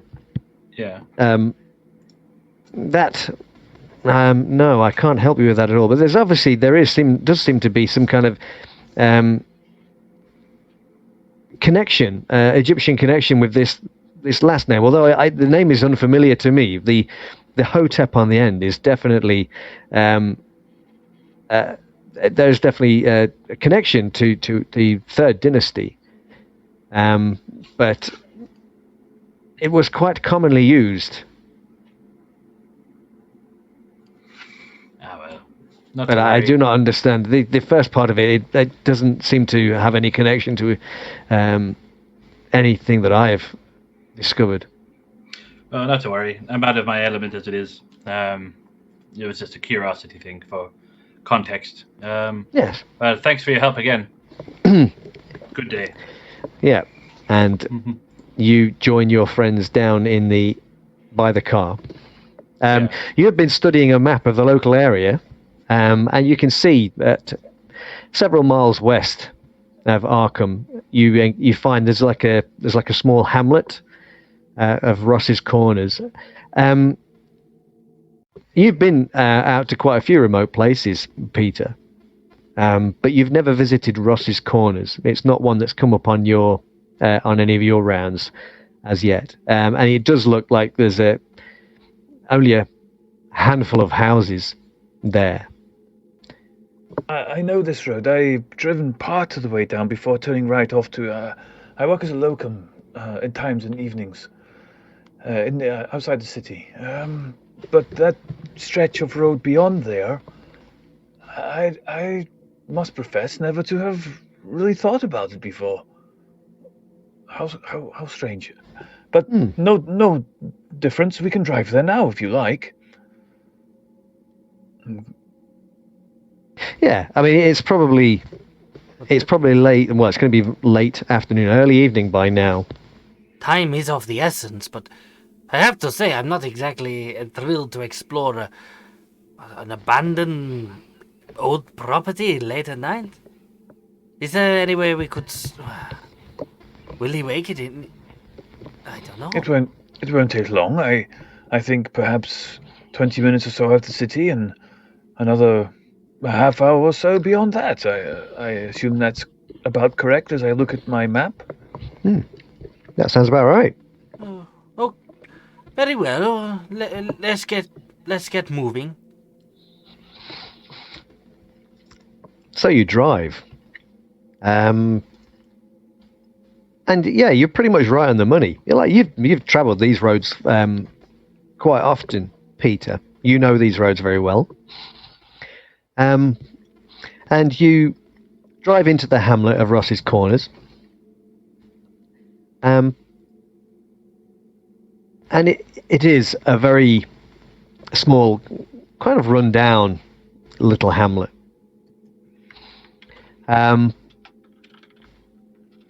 Yeah, it looks like a place in decline. There are a number of kind of farms that are scattered around the area. And in this little village, you have there's a church, a general store, and judging by the kind of the spider web of telegraph wires, you believe that this is also doubles up as a post office. And you can see there is a gas station and a milk depot nearby too. A few houses scattered around. You pretty estimate there's no more than 40 people live here. Do you want to take a quick break while we're there, folks? Yeah, seems a good point. Yeah. Oh. Sweet. No worries. It's quite thrilling, this. Yeah. It's nice knowing that my character isn't destined to die. Well, Yet. we should say that after we finish. Yeah. Well, it's not destined, but it it's not like Cthulhu Dark where it's inevitable. Yeah.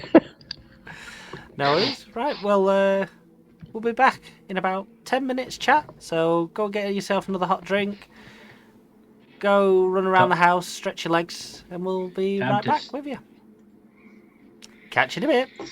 See you on the flip side.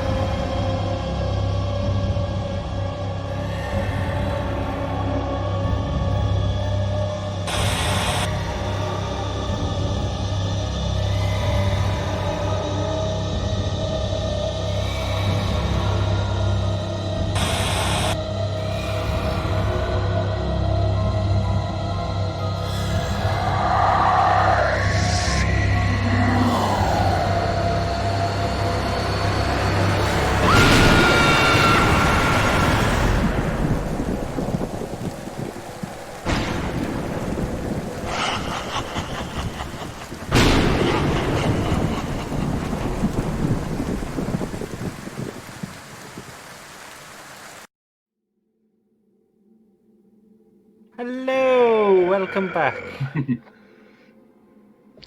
Yes. Willkommen. Oh no, we've been invaded.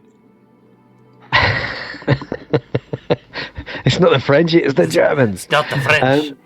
It's the French by way of Garibaldi. So you have arrived in the small village of Ross's Corners. The sun is low in the sky. And there's not a huge amount of people moving around at the village at the moment. The shop is open. The door is open currently. Perhaps the people are just starting to come in from the field. Actually, they'll probably stay in the fields until it gets dark and they can't work any longer. So they have a couple of hours yet to go.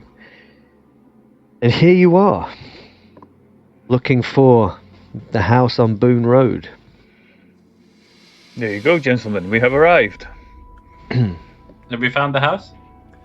I think Hugo would be sat with the map still. So he's trying to follow it as we drive, sort of thing. Yeah. So you'll have found, the map will have led you to Ross's Corners. You look for a street sign that would point you in the direction of Boone Road. And you can find that, or you can ask directions at the shop or gas station or something, I guess. That's always something you could do, but... We don't need to ask. Of course you don't. We're men. We never ask anybody for directions. We always just figure it out for ourselves. We could also, we have the address on the deed that's in the box. If You we do. need to lower it down. Just You do. You need to find Boone Road to find your way to the house.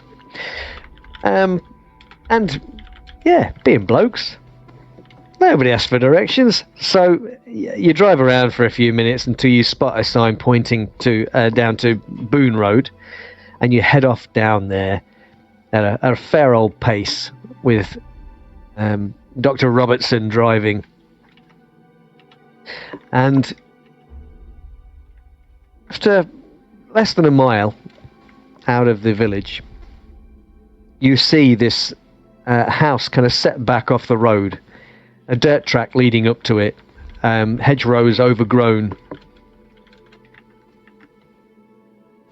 And you turn up this mud path towards this solitary house.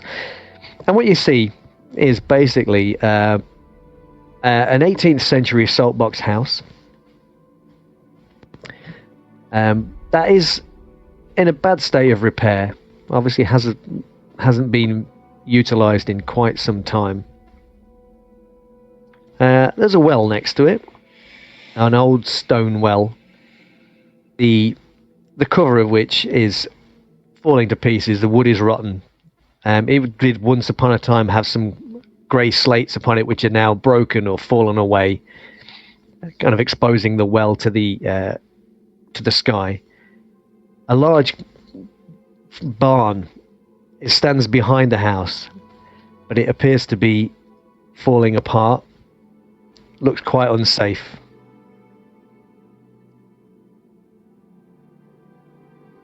Does this match the address then? This is Boone Road. Yeah. Yeah. Does the house look sort of maintained, or is it sort of... No, it doesn't. It looks run down, dilapidated. Yeah. I can't tell you how disappointed I am in this architecture. Yeah, if that's what you came for, you are sorely disappointed. Sorry to hear that. Century. Yes. Sorry to hear that, dear fellow, but I think we found the place, yes?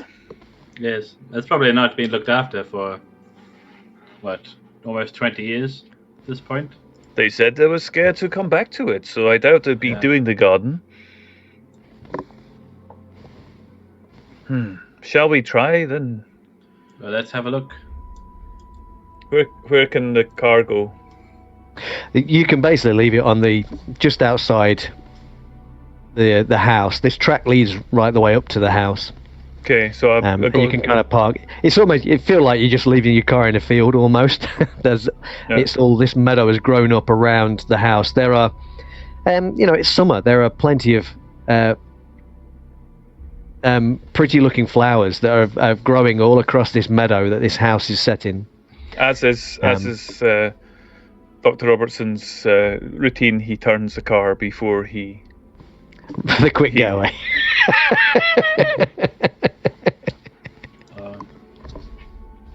Yeah, that's fine. Yeah, you can manage to 20-point turn the car on this narrow dirt track. Thank God It's not that bad. It's not that bad. So you're kind of facing back down the way you came. That's kind of what you're after, right? Yes, I'd like to keep things tip-top. Yes. You climb out. As I say, the sun is sinking low in the sky.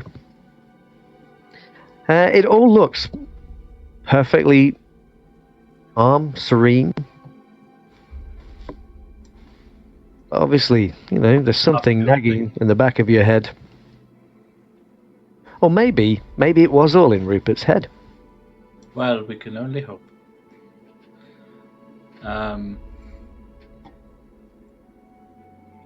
Well, once we got out, I'll probably maybe do a walk around the building, just to be checking the building and also looking for, see if we can find any of those symbols that Marion Ellen was supposed to have been carving around the house. So I can identify those and we can copy them. Then maybe we could be useful at some point. Okay. Yeah. So you're walking around outside of the house. It's covered with the ground is covered with an array of wildflowers. Dense patch of them in front of the house. You can make out what may have perhaps been flower or vegetable garden once upon a time. And you can make out some of the plants that are there, probably old vegetables that have gone to seed and have kind of spread out around this area. There's a lot of tall grass and weeds here too. And you find yourself at the body of a recently dead raccoon kind of in amongst the grass. Lovely. Yeah, just kind of laying. This isn't the spiritual place that I was anticipating visiting tonight. Not spiritual in that sense, my friend. Are there any signs of these wards, or I guess maybe they're inside?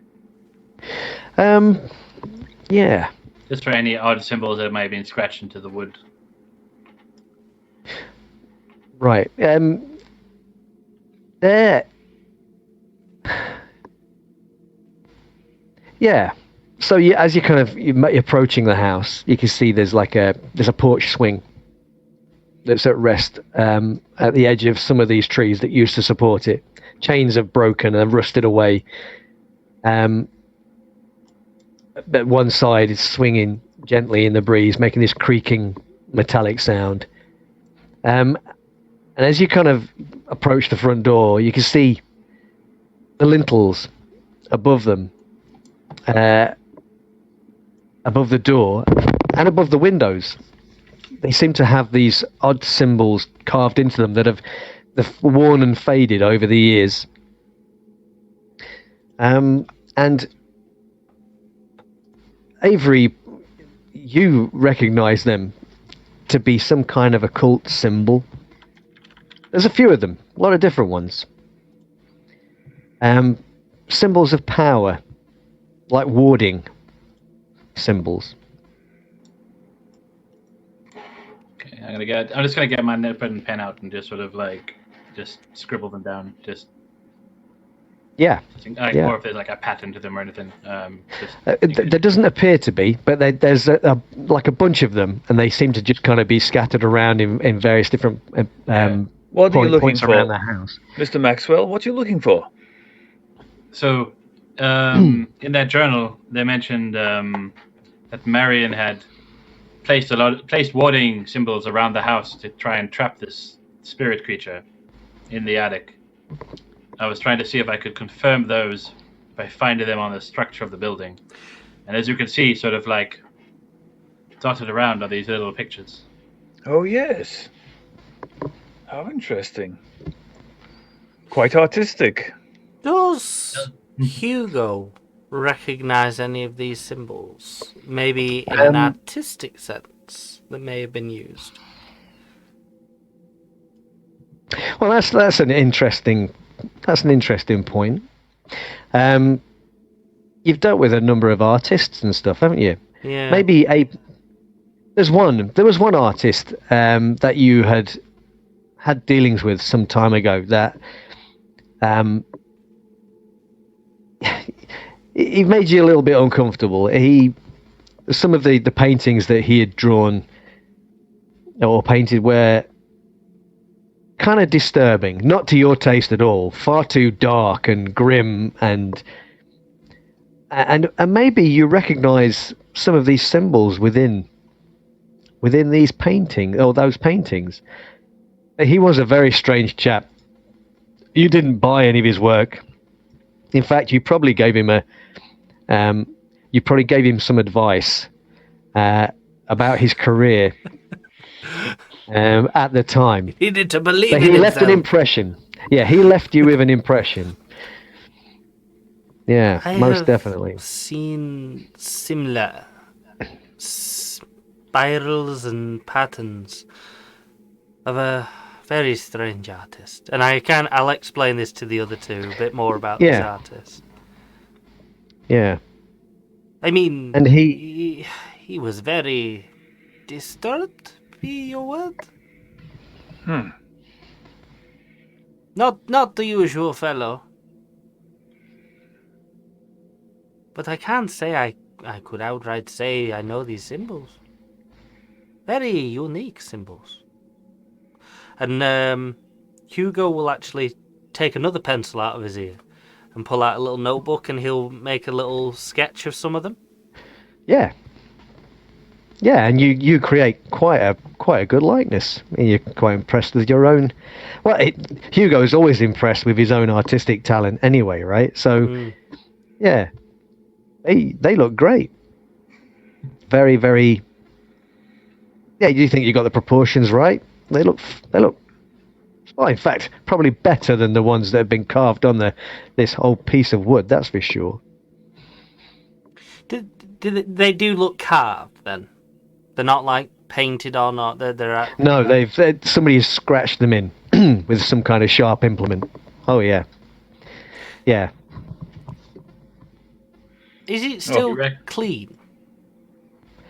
Because House, no, I mean like the scratches, because obviously this isn't. Whoever did it wouldn't have treated it with anything. No, they're quite worn. They've been here for some time, and it shows. The whole house is probably a bit of a death trap, to be quite honest. So yeah, it doesn't look like they have been placed recently, or they've been made recently. Do you recognize these as well, Hugo? I cannot say I do. I have seen many symbols, but not these. Very strange. The house looms up ahead of you. It's dark and something strange. The atmosphere about it is kind of... Yeah, something bothers you, but you can't tell what. Maybe we should just burn it down. I still believe that would be a sufficient way to kill anything that might linger. We should maybe call that like a plan B. I don't think the wanton destruction of some property is really exactly fitting here, sir. I think it would improve the area. Or perhaps all the collateral damage if you started a wildfire. I wish not to do that either. That sounds very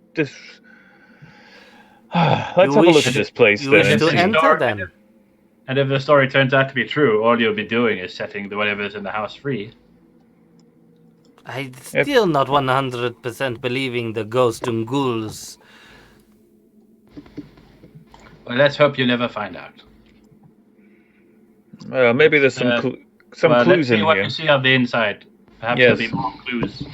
Yeah, there's one door at the front, and the key that was in the box that you retrieved, it's that locked perfectly. It clicks or creaks and squeaks as you turn it after decades of misuse or non-use.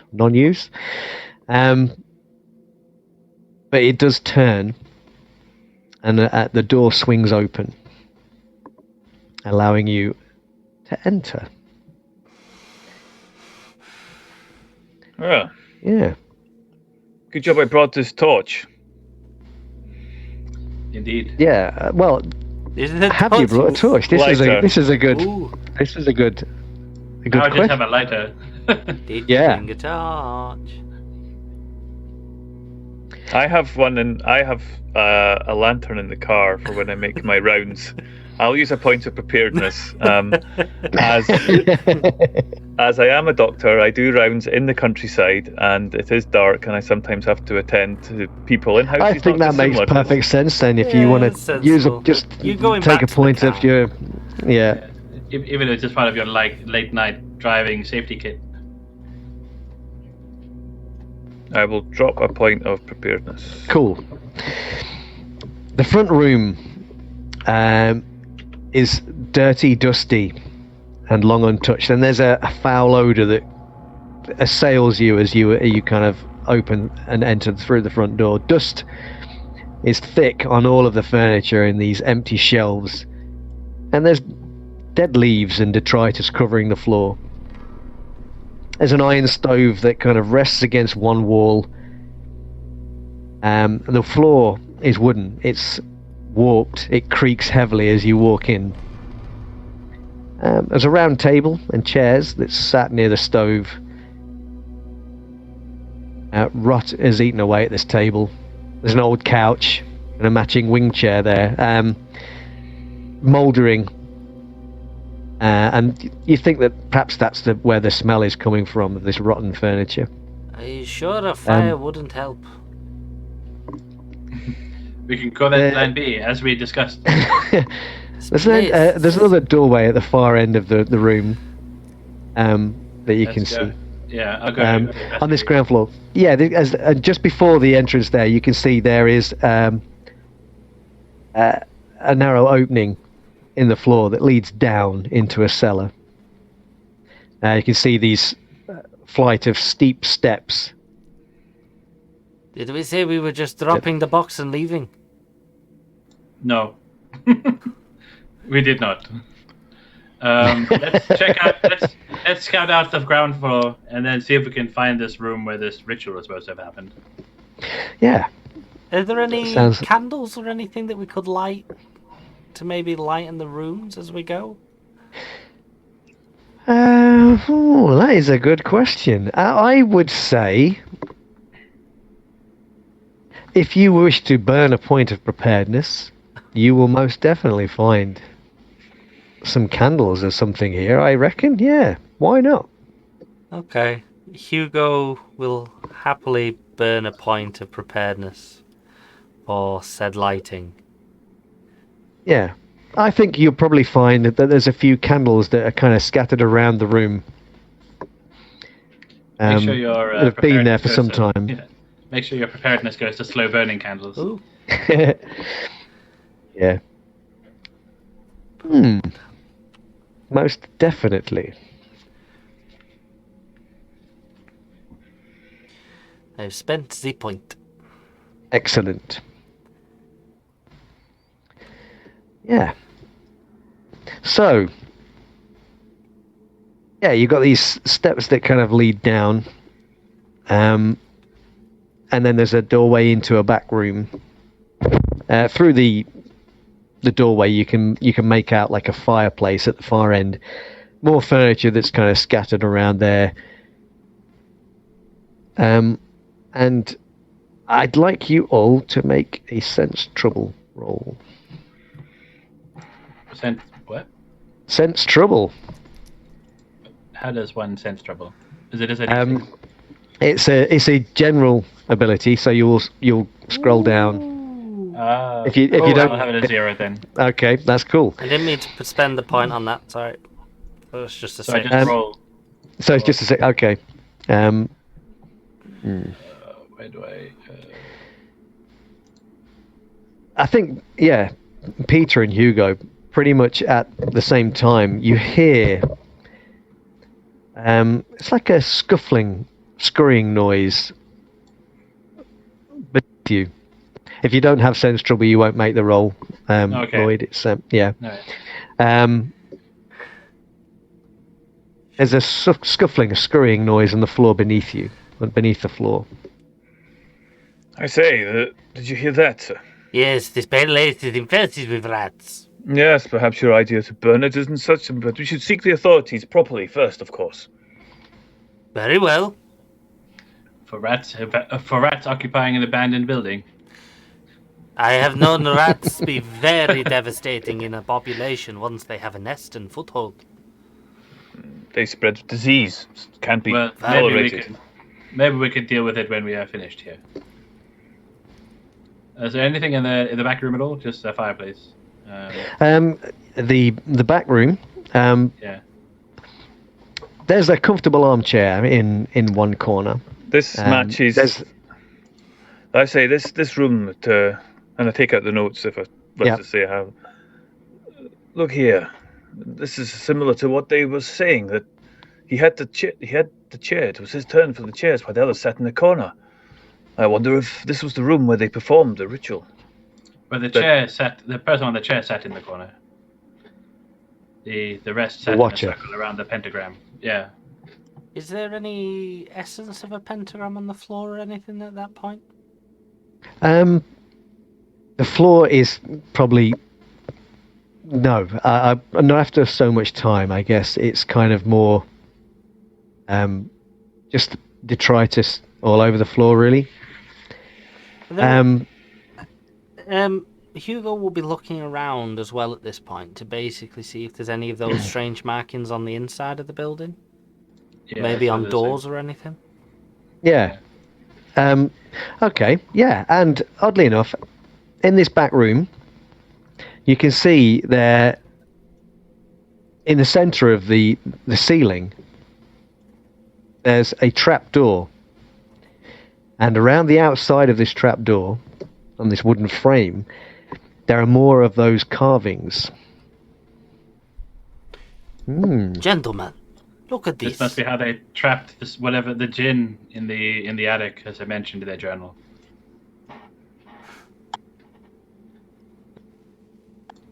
At least some of the narrative in their book is playing out. Whether it was real or not is another thing entirely. But perhaps, I don't know. This may not be the room where their ritual or whatever took place.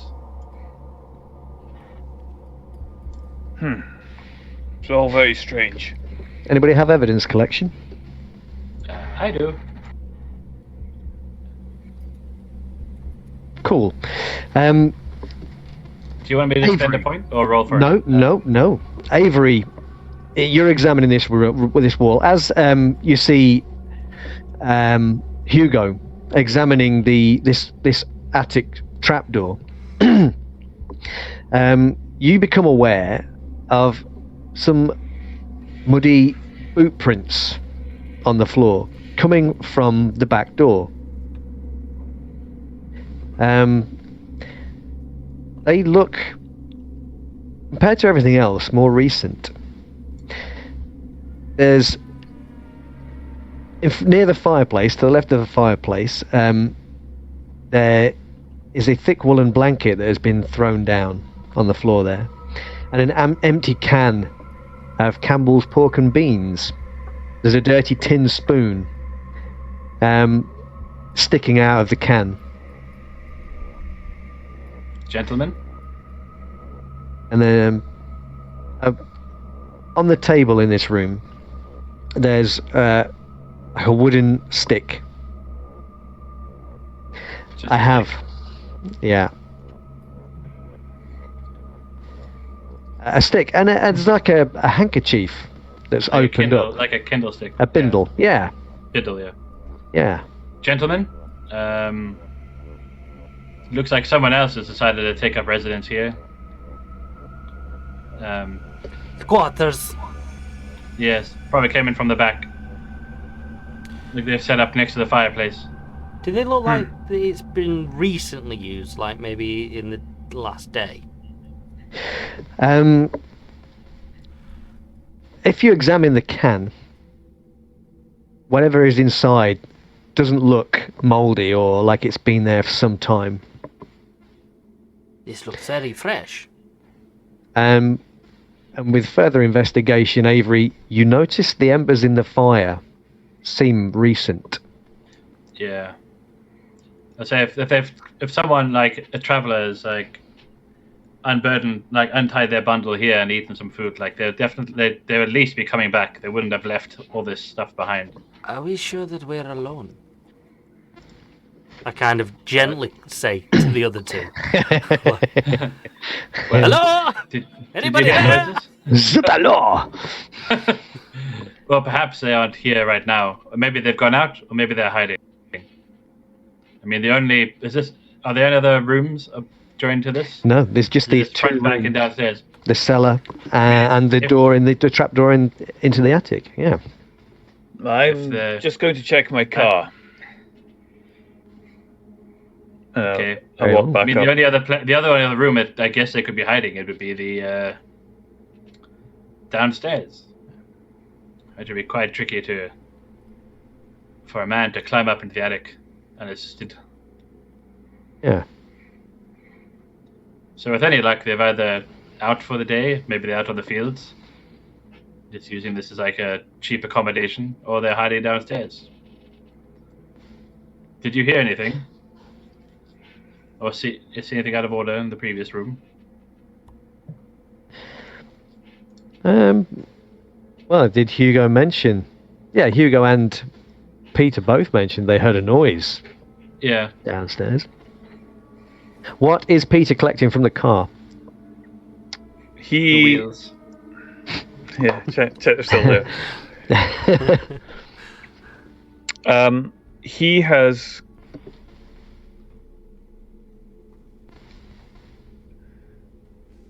He has gone to the boot of his car. Yeah. And he's taken out his briefcase. Like a doctor's bag, is it? Yeah. Yeah. And he's opened it up, and he's taken a very small and indiscreet handgun. Okay. Is this like a revolver or something that he's got? Yeah, I guess. I don't know what, guns not being my thing, but something small and indiscreet. He like a derringer. His time in the war, and the fact that he's in America, and he resides and spends considerable time among the well-to-do. No, the well-to-do. Okay. The well-to-do who fear the ne'er-do-wells extensively and talk about self-defense at home in America with the right to bear arms. I'm gonna give you a 32 revolver then. Okay. So I've just took that. It's in inventory, yeah. Hey, revolver. So what you'll do, what you'll do is you'll roll firearms on the front sheet. If you go to your inventory, roll damage by clicking on whether it's close, medium, or point blank or whatever, and that will roll your damage for you. Does that make sense? Mm-hmm. Cool. Yeah. And I saw that into my belt or whatever, and I walk. And what are Hugo and Avery doing while Peter exits the building and spends a few minutes at the car? Is there bit of a weird question, but it's mainly influenced by the picture that you've provided. Is there any painting and decor in this building? There is decor, probably not so much painting. And whatever is there, there'll be maybe a few bits that are hanging up, but they are faded. They are water stained. The roof is obviously leaking slightly. It's not a pretty sight. It's ruined. Yeah, Hugo was just more observing and looking around the area to see if there's anything particular or peculiar. I probably have like a nose through like the cupboards and drawers and stuff just to see if there's any, I don't know, any books or image like pictures or like anything that may have been left behind when they vacated the property. Which is that would make sense because I think Merriweather's letter stated that they left some of their stuff here, didn't they? Yeah. Well, they were in a hurry to get out. They were. But it said Marion came back and left stuff here. Oh yeah, it's translations. Yeah. But as you search this floor, you hear or you see nothing, but you hear Peter re-entering through the front door. You just have a peek and make sure it is Peter entering through the front door. Don't make any assumptions when you have an unaccounted for civilian. This is true, yeah. True, yeah. It appears to be The Peter. student. Okay. So do I find anything from my search? I can probably. What would be a good searching skill? I don't know. There are a couple of things you can do with Trail. You can do a thing like a simple search where you just basically search something and Like toss the room. Yeah. But as you go through it, you find. So you've managed to find some candles that were kind of left here. They take a while to light. The wicks are probably not great. But Hugo's kind of found them a little earlier. You spend a bit of time trying to get those to light. You don't find any books or papers here. Could I, while I'm walking back from the house, could I use my appointment in architecture to assess if the size of the house is representative of the inside of the house? You can. You certainly can. It won't even cost you a point. It most definitely is. It does bear... Yeah, there's no secret parts of the building or anything like that. It's just a kind of a rather ramshackle old, mostly wooden structure, built on obviously a foundation, which has a cellar, as you know. And how does the roof look? The roof looks like in a bad state of repair. Some of the tiles are missing. You know that the roof has been leaking, judging by what you can see inside the house. Yeah, okay. So it's not... Yeah, I'll walk back in, as you said, so... Everything okay with the car? Yes, everything's okay. If we're going to find some vagrant who's set up shop here, I prefer to not be caught unawares, by surprise, if you like. I understand the sentiment. Well, we've found nothing on this ground floor. Perhaps we should check the basement to see if there's any of the documents or whatever they left behind from what they mentioned previously in the journal. Yes, and we did hear a noise from down there, so yeah. Let's be careful, yeah?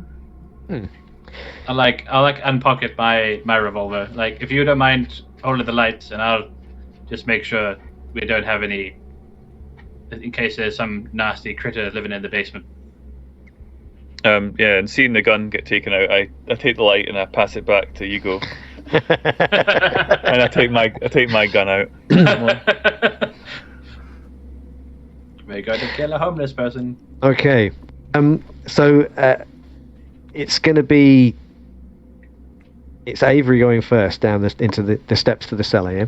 But yeah, hopefully the light will be behind at least. Yeah. It's just that it's unfortunate because you don't have sense trouble. Hopefully I could see trouble. Have you shown us the gun? Sorry, that you got. Yeah. He's just drawn it now. I've literally just told you about it. Sorry. It's alright. Yeah, I didn't realize sense trouble was a skill. Yeah, no, it doesn't matter. Well, it does matter because it means that you are taken unawares as you hit the bottom step, and you turn in towards the cellar, which stretches out into the darkness. There's a sudden ah! And something is swinging towards you out of the darkness, and it strikes you. Cecil, no. For don't want to do that. Preparedness. Ouch. 3 points. So if you could go down to your health and take 3 points off your health pool, as something heavy and wooden strikes you across the temple. Yeah. What do you do, guys? Do we see what strikes him? Avery gets the very briefest glimpse, and he's not entirely sure what it is he's seen, as this thing cracks him in the head. But you probably do, as you're both on the stairs, right? And you've got your light shining down, or you've got the light shining down there, Hugo. There is a figure. Looks like a man. I probably from the hit, I'd probably I'd came my back to the wall, so at least covering my, wherever it got hit, but trying to keep my hand up, arm up to kind of ward off anything, and then at least I keep my gun hand free to try and aim into the room to see who, whatever. That's cool. My military training kicks Is there in. enough light to see the bottom, or the still? Yeah, there's I think you've got Leo's carrying a light. What was the light again that you were carrying? It's a lantern, was it? A lantern. A lantern? Yeah. So there's probably casting a bit of light out into the cellar here. Yeah. Hugo quickly pulls out a little handkerchief. We mean you no harm. Yes. Waves it there. Okay. Surprised you didn't ignite it on the lantern. You're like, I apologize. Throw it away. My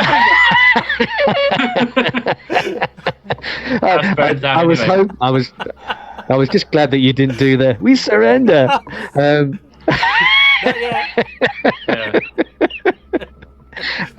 What is Peter's military training telling him to do? Shoot them all and let God sort them out.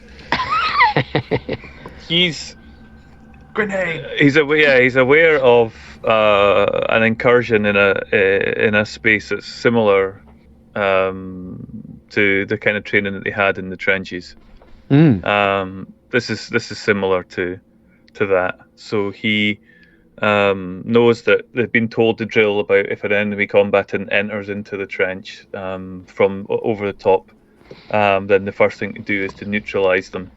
Without any hesitation or thinking, he pulls his gun and he tries to shoot the person, because he just saw the attack, right? He just saw. He just saw his companion being struck with something. But he doesn't want to necessarily kill this person, but he would definitely. He's got enough sense and intelligence and to be able to wound them. So he aims for the hip. He aims for the leg. Okay. I assume he's seen this person at the side. From this, yeah. Maybe at least a shape, maybe, because that's what Hugo saw. You can see a figure down there. You can't make out features, but you can see there's a figure there. He's just struck out at. So I aim slightly low. I'm not trying to shoot him in the head. I am trying to not hit any. I just want to blow this figure. I assume it's human, so it goes. It gets knocked back with the shot, and I take a shot. So I hit firearms. You surely do. If you're spending any points, you got to put them in the little point spend box up there. Yeah. Is this a walled stairs down to the basement, or can we is it just like a stairs with no walls that we can see the rest of the basement? There's probably kind of wooden paneling. That's a 4. Okay. So if you want to flick to the inventory page on your sheet, and then it's probably going to class as point blank. Okay. So the gunshot rings out in this enclosed space, causing Avery to flinch.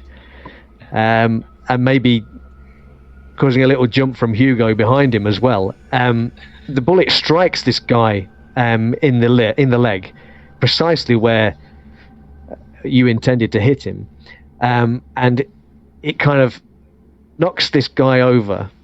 There's a horrible sound of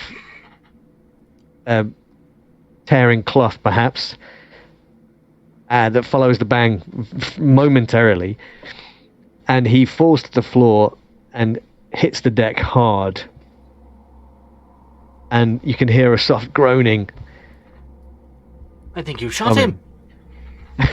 I most certainly did, That's what sir. it sounded like. Jump down. Yep. Is Avery doing anything? Yeah, it's like, oh, you idiot! Like to the guy in the middle of the room, like, what are you doing? Like, And he's looking at you wild-eyed. Don't hurt me! Don't hurt me! Don't hurt me! well, you didn't make a good start with that. Like, I've got well within my rights to knock some Yeah. sense into you. You shot him after I said we mean no harm. Dr. Robertson standing. I'm standing over him, pointing the gun down into his other leg. Who are you? He's coming! He's coming! Don't you see? He's coming! He's here! He's going to kill us all!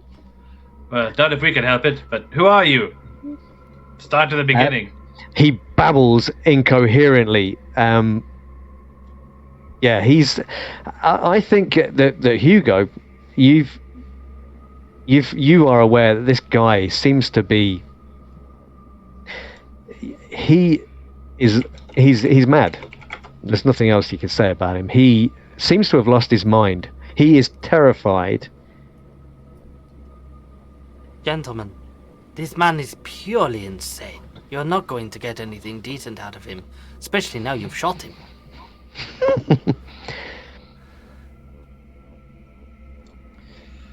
What a waste.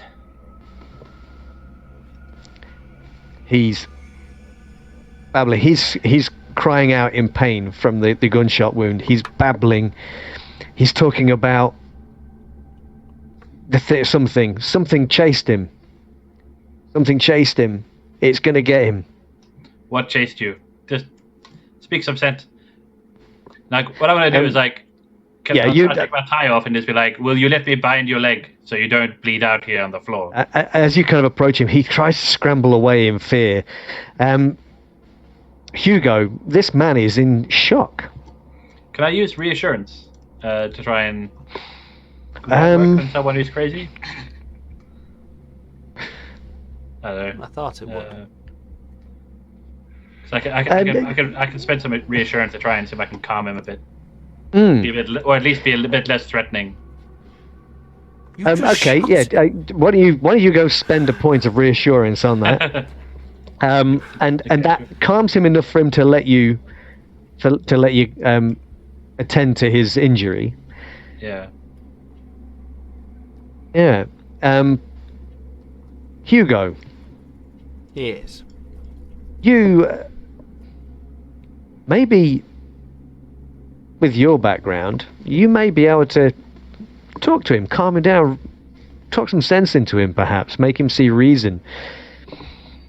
You've somehow you've dealt with people. You know their states of mind. You know how you can. You can manipulate that.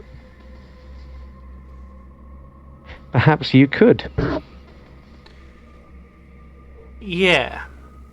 I think Hugo will probably crouch down towards this man. Yeah. Show me. Tell me what it is you see. I can help. And I'd like you to roll psychoanalysis. Yes. You can spend your point, remember, if you wish. That was a good shot, by the way, Peter. Yes, I will spend a point. Okay. On this. Didn't Oh, need yeah, to, that- but yeah. So perhaps maybe you get to him through art, and you're talking to him about places you've been to, art galleries, pictures you've seen, and eventually you're able to calm him down enough. He stops recoiling from you every time you go near him, and he's kind of saying, he's kind of telling you how there's something in the countryside nearby. It's chased me here, he says. I found a house yesterday. I was just traveling through the countryside, he says. Where did you find it? I was just look. I'd been through the nearby town. But I left pretty quick. They said somebody'd gone missing there. Can I do? Yeah. Like a not witness, but you know what, like one of those mugshot drawings with him. Like ask him to explain me what it is he saw and try and draw it out.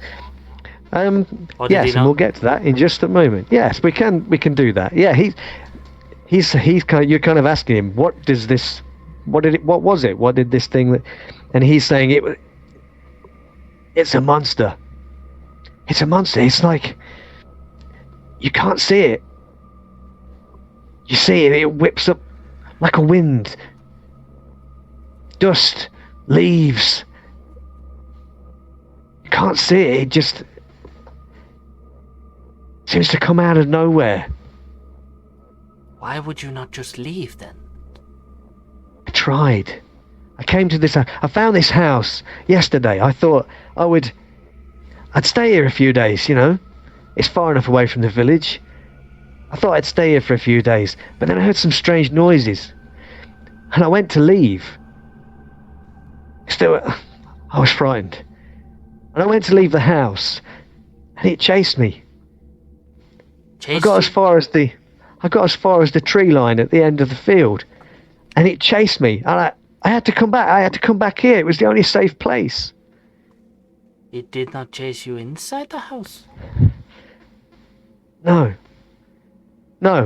It caught me. I was by the trees, and it came upon me. Yeah. And I could smell it. But then it shrieked, this god-awful shriek, and then it left.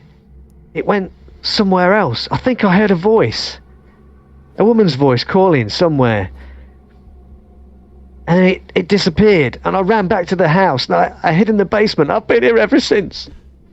Calm down. Would you be willing to try and leave with us?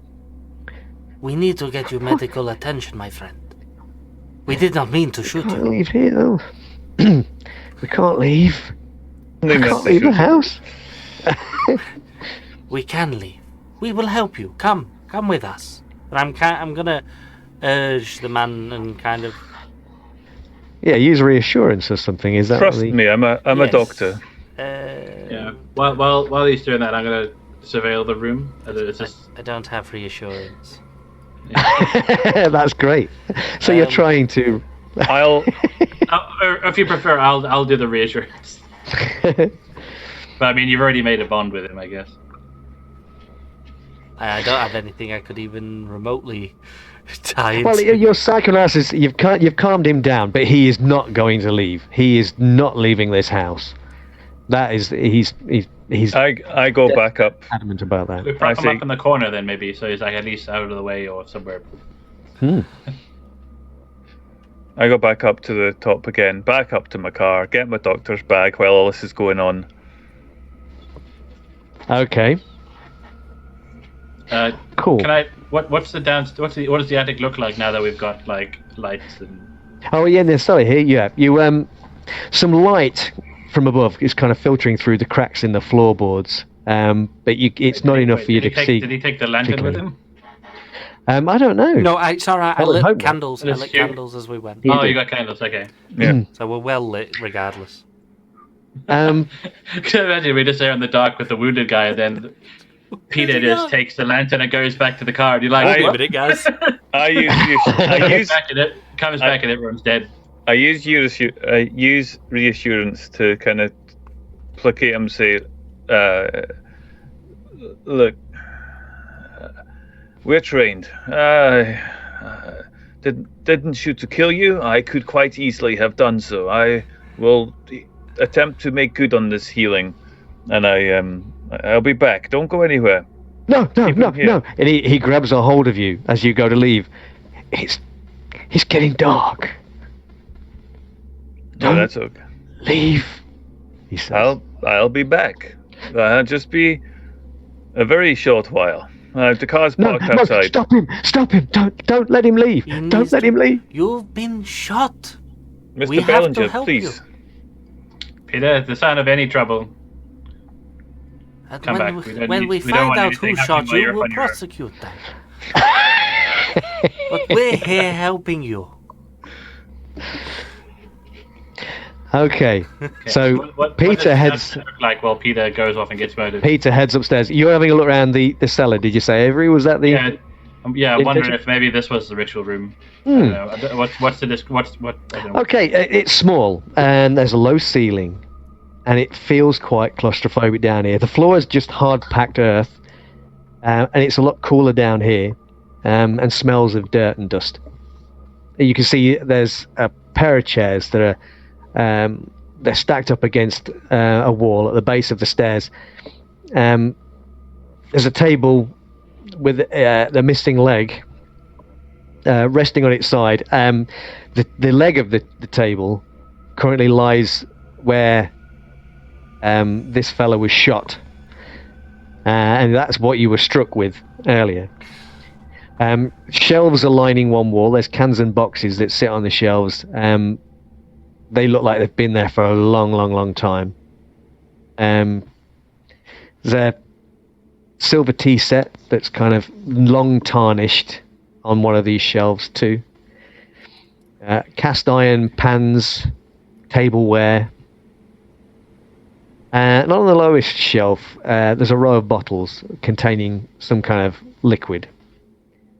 But by the steps, there's an old but sturdy-looking ladder. And behind that, pile of lumber, bag of rusted nails, and some old tools, hammers, handsaws, drills, and a tarpaulin. With a bundle underneath it. Yeah, I'll start moving the stuff away. Like, at least the ladder will let us get into the attic if we ever decide to go that route.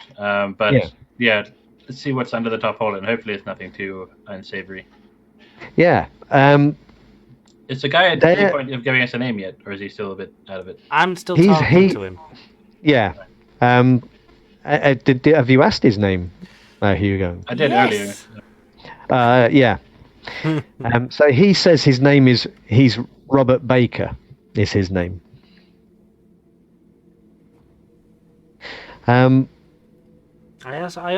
will also ask a bit into his background, to like why he's staying here, sort of, Yeah, and he explains that he's been travelling the area. He's a hobo. You've gathered that much.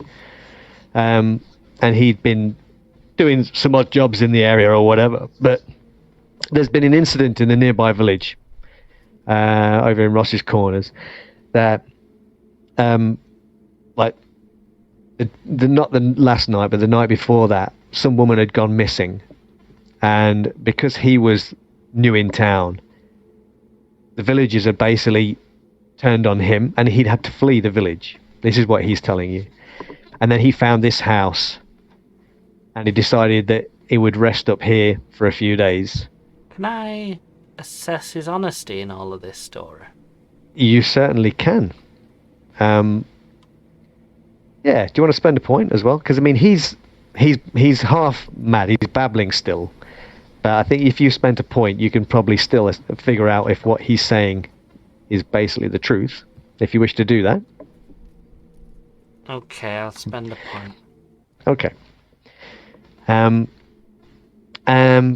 that's the disturbing thing. Everything he's telling you seems to be true. At least he believes it, including being chased down by a monster that previous evening. But if I know he's insane, if I think he's honest about it, that necessarily doesn't mean it's true, right? Because he's honest about being insane. It's true as he perceives it. Yeah. I guess. I guess it's up to your character to decide. Yeah. I'd just like to cut to Peter, just for a moment. Peter, who is stepping outside of the house as the sun dips below the horizon. Yeah. And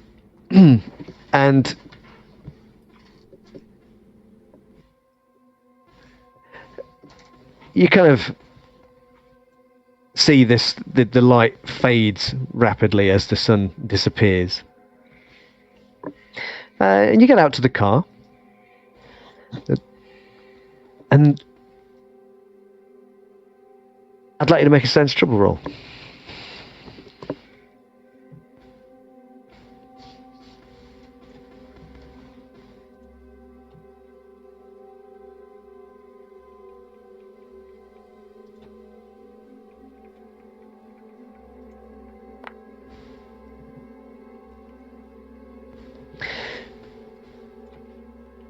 Something moves somewhere behind you, kind of behind and above. You just have this sense, and you're not sure. Sudden dust, there's a sudden cloud of dust that is kind of kicked up to your left, and then the trees shift. There is a slight breeze, but the trees move a lot more here than you would have expected, and it makes you uneasy. You reach the trunk of the car. Grab my bag. Yeah. Quickly close the boot and scurry back up to the front door into the house, if I can, or at least that's what I intend to do. You tell me. Yes. I would like you to make... It's up to you whether it's athletics or fleeing.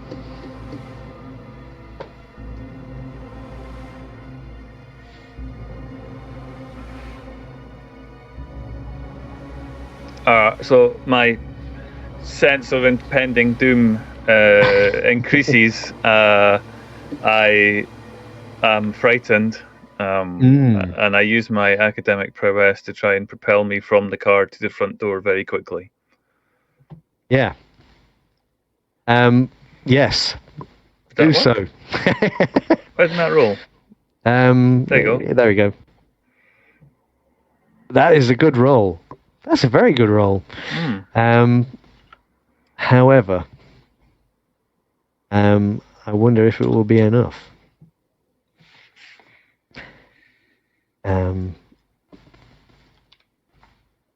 Something bears down on you. You don't even see it, but it moves quickly. You see it coming from the tree line that you saw moving just momentarily, and you get this odor. It's like rotting flesh. This smell. And it's like the wind suddenly kicks up kind of around you. And are you going to roll? Is it not rolling for me either?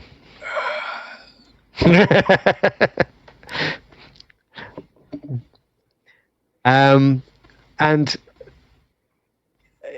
you push open the door. You rush forward, carrying your legs going like the clappers. You dart through the door, and you are aware of this hissing sound from behind you as the door slams shut. And then everything goes quiet. Bloody hell. I think this place is getting to me. I bend over a bit and just kind of draw a breath. That shouldn't have taken it out of me like it did. Should I not be rolling stability at this point? I think you bloody well should. Yeah, but you're okay with that. Yeah. How did you get an 8? You put 2 points in. You didn't know. You just did. Okay, so it was a 6 anyway. It's fine. Yeah. So you're okay. There's obviously something unnerved you, and you ran. And maybe you're feeling a bit stupid about it right now as you're standing on the other side of this door. I'll get down and tend to that. To Mr. Maxwell and that vagrant. I'll put my effort into that. It will make me feel better. I'll do what I'm good at. Yeah, sounds like a plan. Avery, you've thrown aside this tarpaulin, and underneath there's an old but expensive-looking travel trunk. Straps are fastened and latches are secured. Is there anything inscribed on it, or is it just a chest? No, it's just a travel trunk. That's okay. I'm gonna pull it out. Okay, you drag it out. Yeah, and then I guess start undoing the straps. Yeah. And Hopefully it's like a summoning kit. I don't think you want a summoning kit. The ritual kit. So it turns out we just trapped a baby djinn inside the kit, and that's why it's trying to kill us. Okay. By this time, Peter, you have arrived back downstairs. You can see Hugo is talking, trying to keep this poor fella calm. There's a little bit of blood staining his clothing, but you've managed to kind of stop too much of him bleeding out. He doesn't appear to be noticing that. He seems to be babbling, talking about something that had chased him down in the field the previous night, something that smelled of rotting flesh.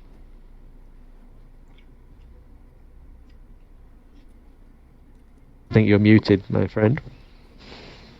I walk up to Mr. Maxwell, and I get the light over, and I say, Mr. Maxwell, let me, that blow to the head that you received, how are you feeling? Your vision. It stings, but it stings quite a bit, but I've had worse in my line of work. Okay. At least it was only a table leg. Well, I kind of do my finger and watch his pupils. And... Yeah. He seems fairly together. Yeah, I think he's not concussed or anything. You decide that it was a. Well, head wounds can. Let me know if you feel anything. I'll attend to that vagrant over there. The he's in more need than I am. The bomb will need some tending to, I think. Yes. Quite. I should think so too. His name is Robert. From what I ever heard. Robert Baker. Robert Baker is his name. Rather than Bum. I use a point of reassurance to calm him sufficiently to allow me to tend to his wound as effective as I can. Yeah. I don't know that I can do a very good job, but I'm not rushed. I am taking my time. Hopefully, the point of reassurance is enough to make him willing. Yes, it is, and Hugo's been doing a pretty good job of keeping him calm too. But he is babbling some ridiculous story that just doesn't make. And I hear can't possibly be true. Yeah, you say it can't possibly be true, but then.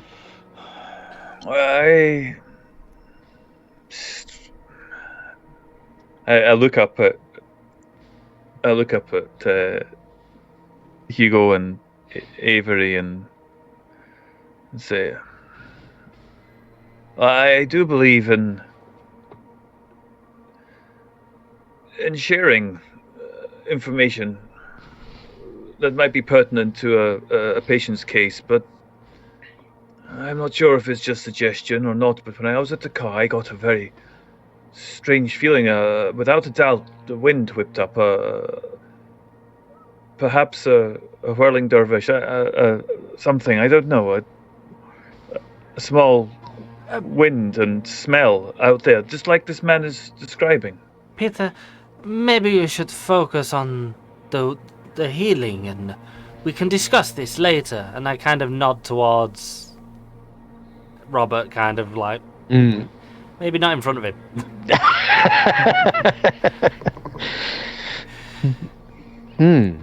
Don't worry, Robert. We'll have you fixed up and out of here in no time. So I will use 2 points of first aid to try to heal him for... No, I'll use 1 point to heal him for 2. Yeah. And I can't take him up beyond a third of his total hit points, but at least I'll be making the effort to try and stabilize him. That's cool. Yeah, that's cool. He's grateful. So, what's in the back? The contents of the trunk. At the very top, you see looks like black cloth at first, and then when you kind of take lift it out, you realize it's actually these things are folded like robes. There's 6 of them, 6 of these black robes. There's a cigar box, a brand of cigars that dates back to the 1880s. And there's a sheaf of yellowed papers. Okay, I'll like gently put the stack of robes to one side. Yeah. I mean, the 80s checks out because that's when they were doing their ritual. I think it was 87 or whatever it was. Yeah, something like that. Yeah. Yeah, have a look through the papers because the cigar box may have that powder they mentioned. For one of them. And that's right. As you open the cigar box, there is a metal canister inside, and inside that there's a coarse brownish powder, and there's a smaller wooden box there with a sliding lid, which has a silvery, almost talcum powder texture substance to it.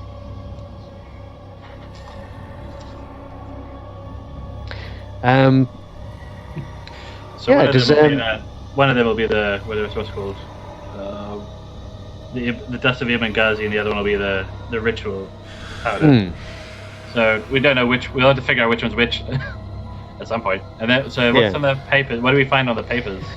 So there are a bunch of there's some paper. I think there's a letter there as well. There's one of them is a letter which appears to be from it's not handwriting. It's not Merriweather's handwriting.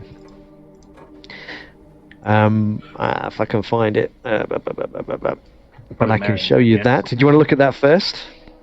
Yeah. Let's go through it. Okay. Show it to all of you. Yep. Yeah.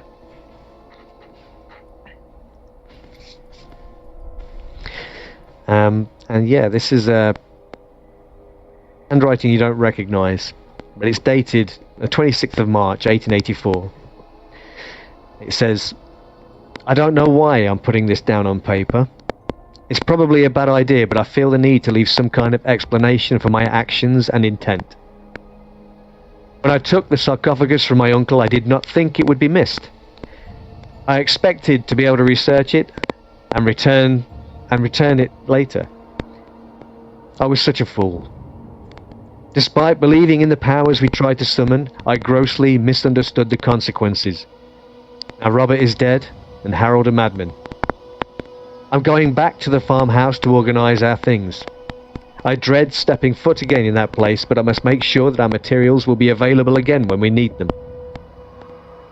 Since the others are too shaken to attempt a banishment of the creature, I can only hope that the thing hasn't the power to remain in our reality more than a few hours or days. I shall search for a means to destroy it in the event that this is not the case. God help us. I believe I know where I can find the knowledge I need to drive the thing away without the assistance of the others. I hear tales of mystics in New Orleans that know much of the magics of this world. I'm leaving the gold box in Rupert's care. I told him not to sell it or to have it appraised by anyone, but did not tell him why. He also seemed puzzled by my insistence that he not spend too much time in Boston, but I believe he trusts my judgment enough not to put himself in danger unwittingly. My uncle does not know about our dark brotherhood, so Rupert and the others will be safe from anyone looking for it. I'll be back to put things right again. Marion Allen.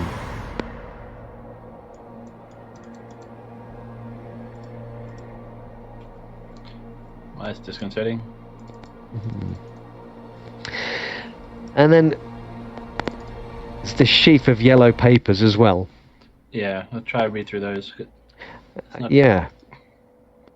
These appear to be in the same handwriting.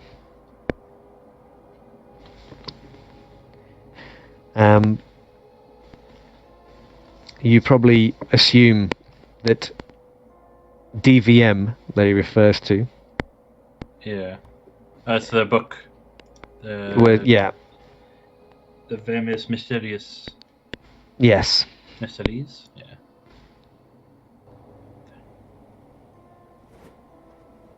Street 7 now, 7. Is that any better?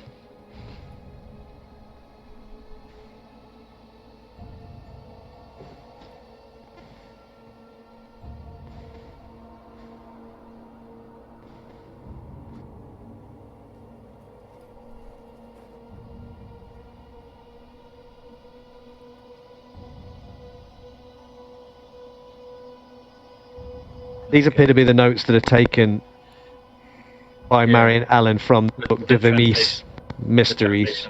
Yeah. Yeah.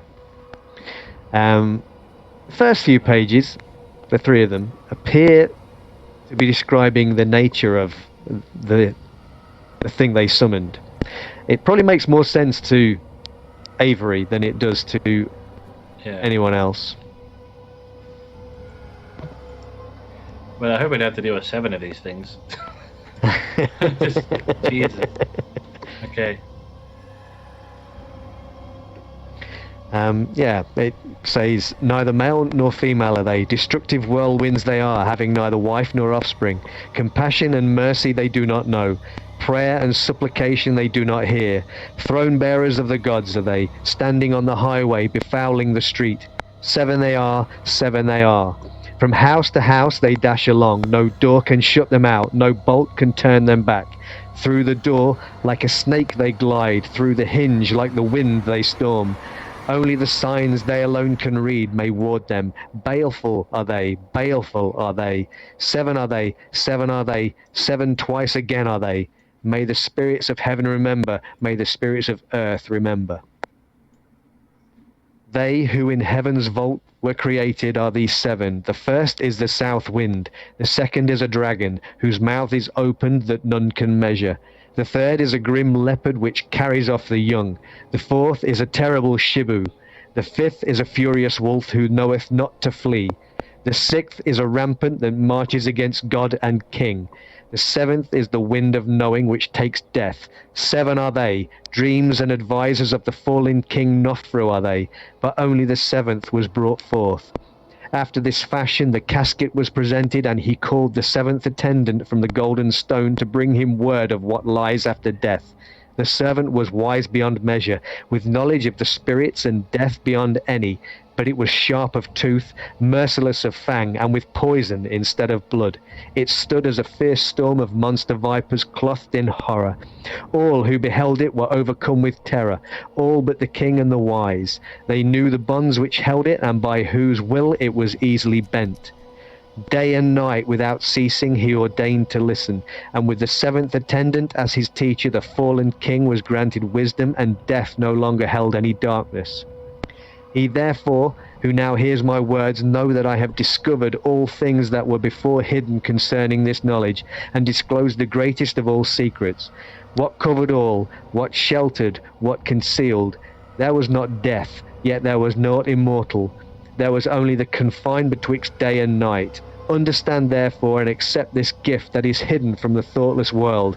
In the land of Egypt, beyond the desert wilderness, in the caverns of the metals, there is hidden a small statue crypt that is venerable, splendid in colour, a mind sublime, and an open sea. This is the concealed stone of many colours, which is born and brought forth in one colour. Within the depths of amber awaits the guide and enemy, the spirit attendant and spirit. Its cause of existence has been done away with. The visible that was and the invisible that is rested in eternal non-being, the one being, alone in its one form of existence. It stretched, boundless, causeless in dreamless sleep, and life pulsated, unconscious in that coffin of bone and gold. It is not yet born from the web of light. Darkness alone was father and mother. Its vibrations sweep along, touching with its swift wing the whole universe, and the germ that dwelleth in darkness, the darkness that breathes over the slumbering waters of life. The last page of the notes is, is the ritual itself.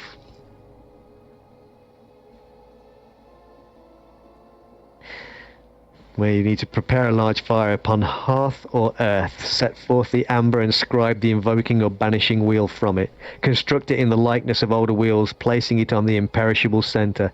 Astride the stone set twin candles, but do not burn their wicks until the fire is ready. Take care that nothing disturbs the circle or smother the flames. On the 6th hour of the night, Tharsaron, burn the earthen alchemy upon the fire, so as to guide the attendant to you. At this moment the chant shall begin. The ritual of the attendant spirit needs no voice beyond the sorcerer, but the wise would allow more to join, lest his chant falter in the slightest. The words must ring out without interruption for their duration, but the same mouth need not utter them. If this is failed, the spirit will not succumb that night, and another must be awaited. Wiser is he who posts watchers, lest the nuisances and distractions of malevolent spirits disturb the chanters. If all is performed properly, the ritual will be completed by the 8th hour of night. I guess the night is just about started. Yes. Gentlemen? I don't know. The final bit of paper. Yes. Yeah. Which is Latin. Thirdly, does anyone here speak Latin? Doctor? Latin? Yes, I studied Latin, of course. So this is the ritual. That must be spoken. The chant. The chant.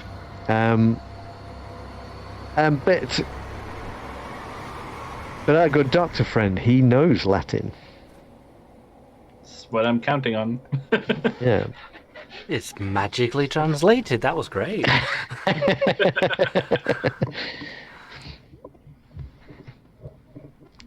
Yeah. Would you not have to say it in Latin, though? Oh, spirits, I'll translate it for you. Oh, spirits. Oh, very kind of you.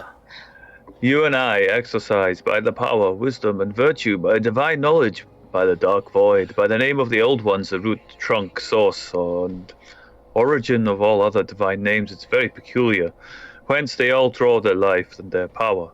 I exorcise you by the name Nylathotep, signifying the most excellent bringer of wisdom, his majesty so high and brighter than the stars of the void. I exorcise you by the most powerful name of Azazoth, the all-powerful, who shall punish the crimes. I exorcise you, and I command you absolutely, O demon, in whatsoever part of the universe you may be, by virtue of all these names, hear me and obey. My goodness, this is quite something, yes? Maybe try reading it in Latin. Maybe that fix it.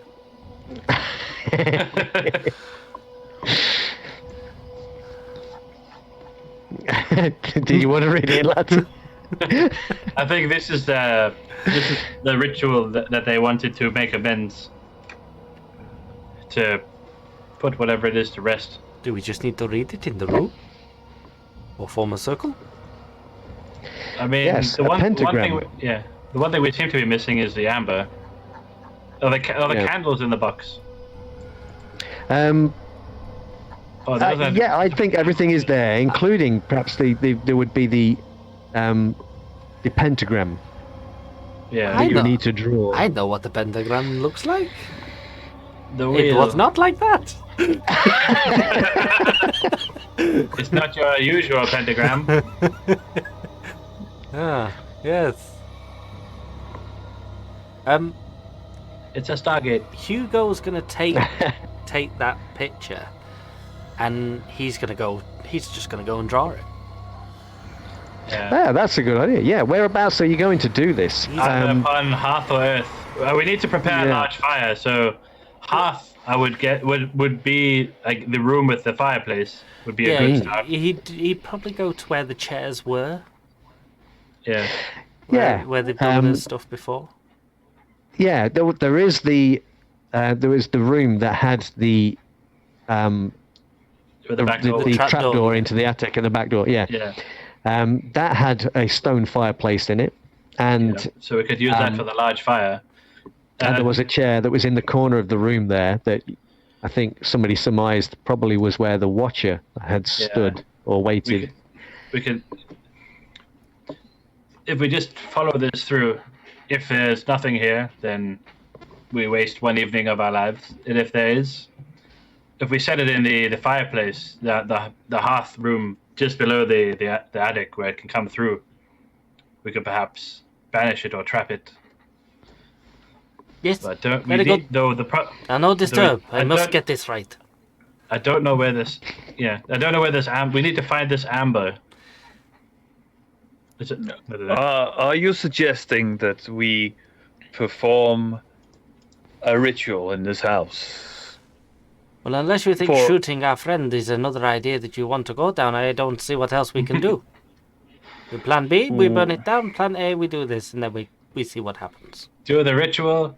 Then once the thing is done, you can burn it down if you want to, and then we Preferably can take this man to a without the hospital. man in the house now.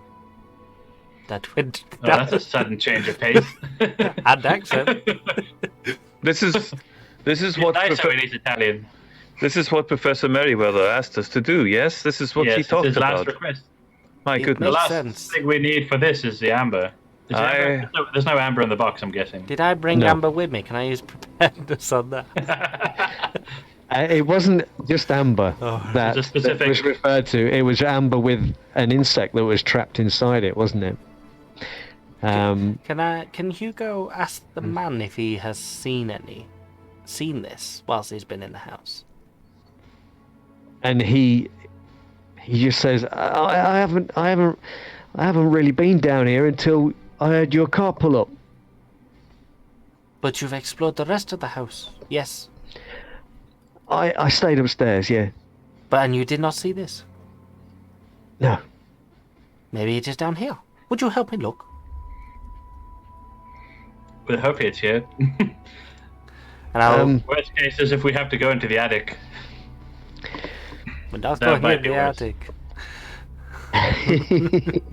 Well, if it's nowhere else, Yeah, I mean, you want to spend a point of occult here? yeah, sure. Yeah. And I think that reading between the lines, maybe, you think that the amber was used in a summoning. It may not be required for The banishing. dispelling or the banishing thereof. Yeah. That's It mentions something about when they did the summoning, the amber bubbled away or bubbled and yeah, it was consumed. yeah. Could have mentioned that before we started looking.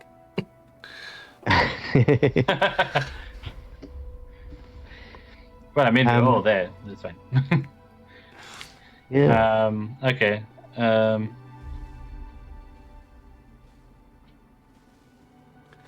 Oh yeah, because it's invoking or banishing wheel. Okay.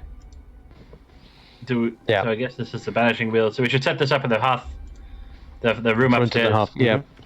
I should get. I'll bring the if Hugo's got to be doing drawing the circle. Would you prefer it in chalk or charcoal? Probably. Doesn't specify. Does it? I do both. It doesn't. I do both. And he does like side by side. Yeah, you find out he's created an invoking and banishing one. So Yeah, at the same time. yeah, so he replaces the djinn with something worse. You're like, well, we got rid of the djinn. There we have Time this. to go home and have a croissant. Paul So 2 for 1. Yeah, so like, while he's going to be doing that, I'm going to start taking like the logs up to the fireplace, get that ready to get started.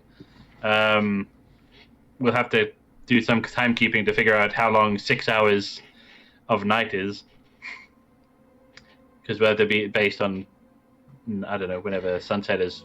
Doctor has a stopwatch always in his pocket for time penalties and such, so that should be okay. A wind up clockwork. Can he see this? Can he see the sunset from the windows of the house? Oh, I assure you, sir, the sun has most already definitely set. Oh, we've been downstairs. Thanks for sharing. Okay, so the clock's already started. So we need 6 hours, or minus whatever, 5 minutes, whatever. Hugo's very quick at drawing this, right? I imagine that he's not going to be taking too long to do that, but I mean, you kind of ascertain that the 6th hour of night is liable to be midnight. Midnight until 2 a.m. Yeah, you need somebody. So, yeah, you need to have. You need to have somebody conducting a chant. It would appear. At least 2 hours. Yeah, it did say that it didn't have to be the same mouth all the time, but so you can have multiple people. If so what we can do as well is if we just draw out like 3 copies of the ritual, just so we can all do it together without having to memorize anything, and then I'll pop up that chair into the corner of the room, and then hopefully we can rely on the last remaining person. Well, either be one of us or it'll be Robert, to see if he could just watch. Yeah, he's not really in much of a fit state to do very much at all, really. But if all he has to do is watch, I guess just by watching the ritual, he'll kind of, I don't know. I think, Hugo would have kind of encouraged him upstairs, and maybe even give him the picture as he drew it to basically say, guide me, guide me. Yeah, okay. So he's, Hugo's not going to let him out of his sight now. Yeah. Okay, yeah, and he seems quite reluctant to come back upstairs. Yeah, well, probably suggests is, if you keep an eye on him while we're doing this ritual thing, if he looks like he's fading, like he might nod off or whatever, then replace him as watcher on the chair, just to keep an eye on the room. Because so long as we've got the 2 of us doing the ritual, it should be fine. Like, we just need to keep it going. Yeah. Yep. Excellent. So we'll lay out the rest, and I hope follow the instructions to the letter. Yes. Yeah, unfortunately, Marion left you some pretty clear instructions, and they seem, you kind of get it in your head. You're going to be reading this ritual. You're going to burn some stuff on the fire, read the ritual, and you've got to keep that up for a couple of hours. Yeah. Yeah. Okay, and time ticks on. Actually, well, this is... one thing I might actually work on our favorite pitch is if we all, like scratch the pattern into the wood. That way, there's like nothing can rub it out. Oh, okay. I mean, think of what they did with the initial summoning circle from the documents, where someone broke the circle. That's right. Yeah. Well, if we etch it like these symbols on the walls. Would you have time to scratch I don't that know. in? What if you drew it in charcoal and then lit the charcoal? Burn it in. You did say Hugo works fast. Hugo's amazing. He's good at drawing. Yeah. Yeah, okay. Yeah, so we can Yeah. burn it into the wood, and then you can have the chalk. It's like the decoy version in case someone tries to get shifty. Be like, oh, I broke your circle. Now I can escape. Like, Aha, no, you that was the haven't. real We've done circle." it. Yeah. Rubbish, you traitor. Or whoever the lady voice was. Rubbish, Yes. you pickly swine. Awesome. So, Now or never, I guess. yeah, I guess that's pretty much the state of things, isn't it? Right. So you spend your time. It gets darker, and pretty much it's just the glow of your candles that you've got a couple lit. That's kind of left as you're drawing this circle and burning it into the wood.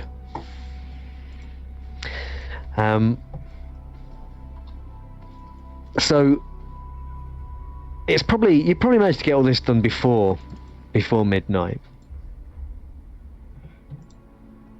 And just as you're finishing drawing the circle, Hugo, you hear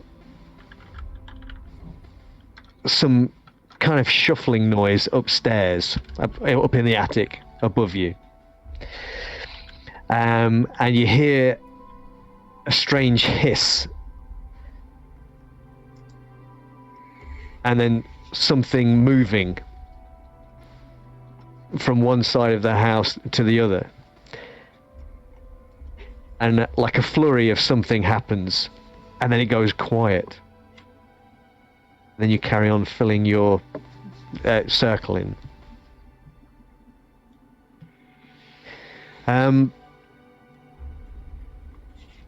Yeah. And by midnight, the three of you and Robert are sat in this room, this candlelit room,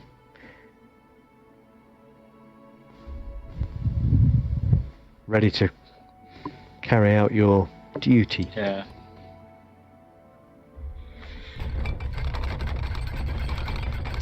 As soon as you start speaking,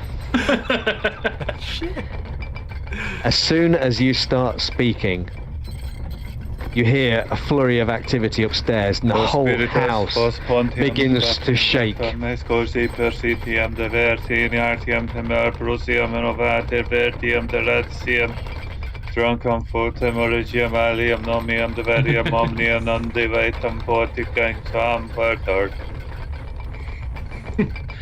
to repeat what's written down as closely as possible. An ungodly noise comes from upstairs above your heads. You hear the shrieking and the screaming of the creature. What's Robert doing? He's absolutely crapping himself and making a bolt for the cellar. Okay, leave it. Yeah, he screams and yells, and he Hugo, this ungodly odor assails your nostrils. A smell of rotting flesh kind of seems to come down in like a noxious cloud from above you as you carry on, as Peter is reciting the chant. Yeah.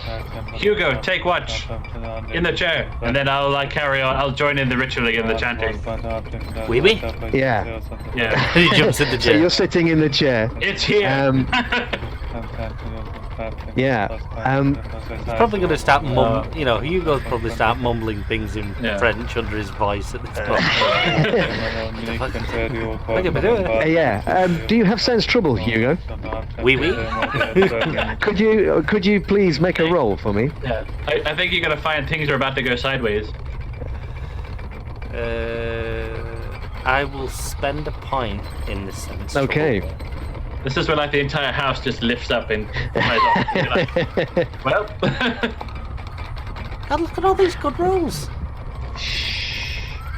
There's movement out of the window next to you, where you're sat. Do I see it? Well, it is. Yes. It seems to be out in the field, and then you hear a voice. It's a woman's voice, and she's shouting, "Help me! Please, help! Help me, please! Hugo, keep watch. Make sure that they don't interrupt the ritual. Please, help!" This would never have happened in France. And you can make out in the dim light through the window there's a woman. She's crawling, dragging herself towards the house as if she's in terrible pain. Hugo's going to turn his head away and keep an eye on things inside the house. I think he's a bit in disbelief at the moment still. He's still not 100% believer of ghosts and everything. So he thinks whatever's outside is still just... going. This was an interview cutscene. Because we very much have one person on all the time. There was a lot of full stops on that bit of the summoning at that point. The house sways, it creaks, and things are falling from the shelves around you. Could you all make stability rolls, please? Jesus. Is this stability of the house? 9. So I'm gonna spend. Remember, if you spend points, you lose them if you pass or fail, as well. I'm trying to roll it, but it won't let me roll. Oh, bugger. I think I'll roll it manually because I'm spending 2 points. Yeah, that's fine. That's fine. Yeah.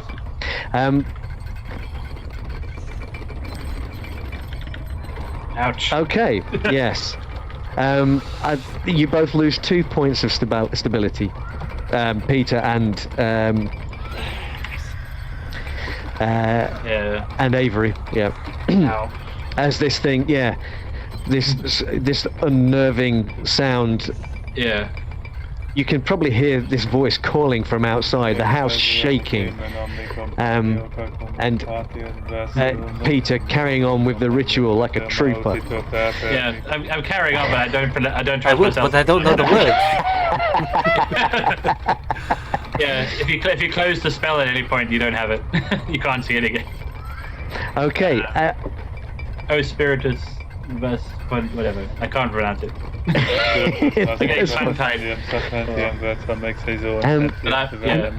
I'm matching the ritual just to make sure. Yes, and you carry on for perhaps half an hour, and then it was quiet. How long's it been about now? It's about 30 minutes. In total? Yeah, about 30 minutes.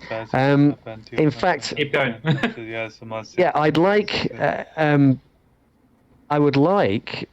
Who's leading this? I've got the feeling that Peter's leading the ritual at the moment. Peter's leading the chant. Yeah, I'm trying to coordinate and also join in. Right. Okay. In that case, Peter, first up, I'd like you to quickly make a stability test. This is a contest, by the way. Well, it's not so much a contest, but you will. So you've rolled stability. You rolled 5 points. That is cool. I just need to make a note of something. Excellent.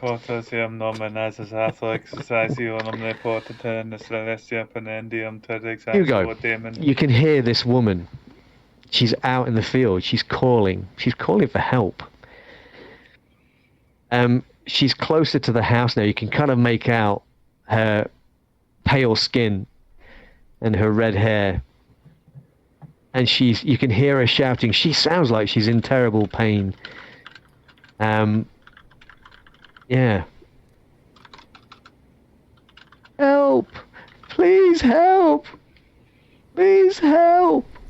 I don't remember this ritual speaking about women outside. Is there any distractions? He's using all of his might to kind of ignore it.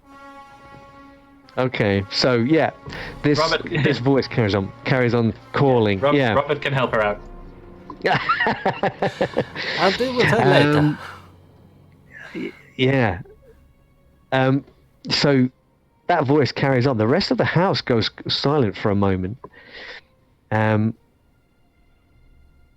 then you're not looking out of the window, you say? No. Hugo, right. It's kind of like this at the moment. Yeah. And perhaps after a moment or two, you're suddenly aware of something at the window. Tapping and banging, bang, bang, at the window. I don't think this is working. And you can hear. Keep going. We need 2 hours. I don't think the window will hold for 2 hours. Yeah, and There's nothing else we can do. there's a face that's pressed up against the window, and it appears to be a woman's face. She is making some ungodly noises. Okay. She's no longer crying for help. And do you look? I have an idea. No, he's very fixed. Okay. He's got his hand up. He can hear it, but he's refusing to look at this point. He's very stubborn. Yeah, you can all hear this banging right. on the window as this this woman is smashing herself against it right now. Hugo, wait, did we? I was saying earlier, we would have seen Hugo copying down the sigils, right? The symbols. Yeah. Hugo, keep looking at the room, but hold up your pad against the window with the symbols on it. Hugo will pull out his pad, flip it, and just show it to him like, go away! Go away! See if it has any effect whatsoever. It doesn't. The figure moves off away from the window, but you can hear it kind of at the Still door there now. somewhere. The door handle turning at the back door. Did we lock Door the handle doors? turning. I'm gonna get the door. I mean, I'm gonna leave Peter and because then I can back him up. But I'm trying to do run interference while doing the chant. So if I could just push, I'm gonna put my body against the door. Just nothing complicated, but just put my back against it and block the door as much as I can. Sure. Okay. I think we ought to have some kind of check here, hadn't we? Yeah. Try and keep the chant going. Yeah. And that's when the house begins to shake again as you're pressed up against it. Okay, we got another hour. I think we're at the halfway point, boys.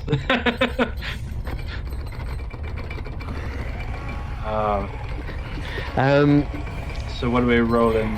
I lay the roll. Now it's up to you. Athletics is probably the obvious one. Yeah, I can do athletics. See anything else. Sure. Yeah, that's probably the easy one. Yeah. Let's roll athletics then. Okay, let's see if this is gonna work. That's pretty good. That's pretty good. That's Peter's roll. That's not mine. Oh, it's Peter against the door. Oh, sorry. I'll take that back and give it to. Okay. I'll take the roll. I'm happy to take the roll. Hold on. It's not working. I'm gonna run. I'll roll it manually. It's not. Is your sheet not working at all now? No. But I can roll it manually. It's like I can just keep track. Yeah, no, that's absolutely fine. Yeah, we'll keep doing that. Not again, but 4. Okay. Ooh. Oh, okay. You can feel this thing pressing against the door behind you, and you're holding it back, but it's still coming. And you're like, against the door. Yeah, basically that's what's happening. What is Hugo doing? Keep watch, Hugo. What is he watching? The ritual. The ritual. Peter, are you still chanting away? No, there's like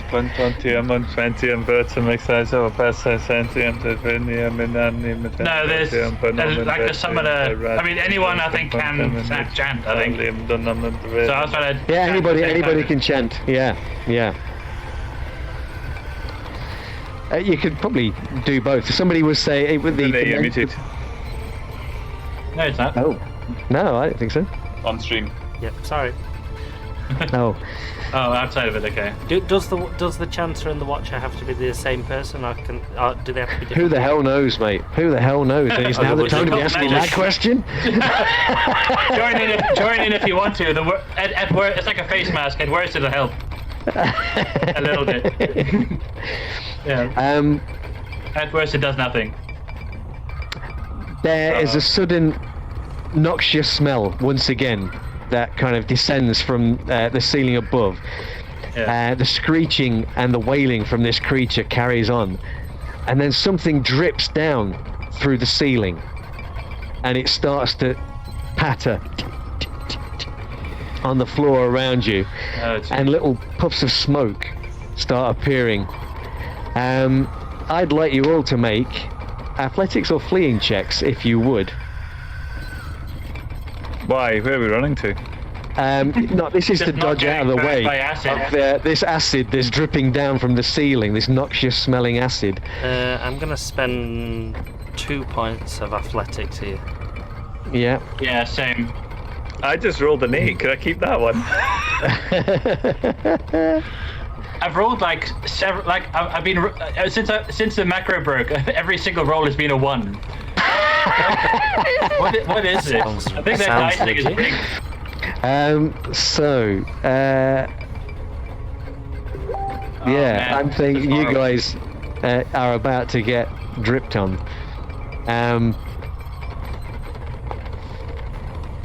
Oh, you bagger! Yeah.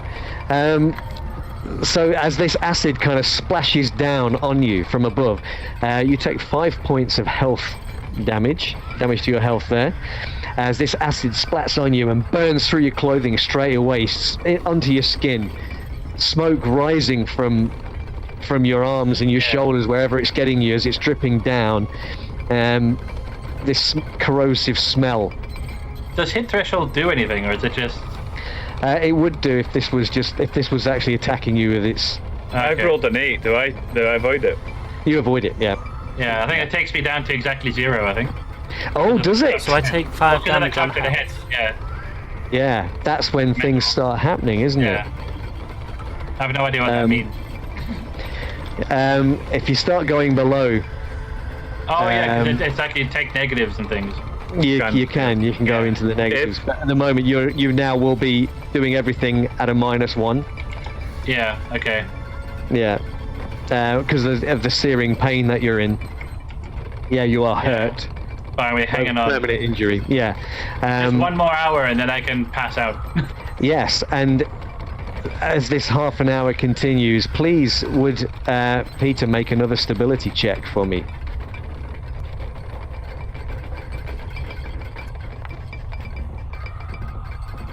Excellent. Wait a minute, I didn't want to. Hang on. Oh, you've added some points in there that shouldn't have been. So what was it?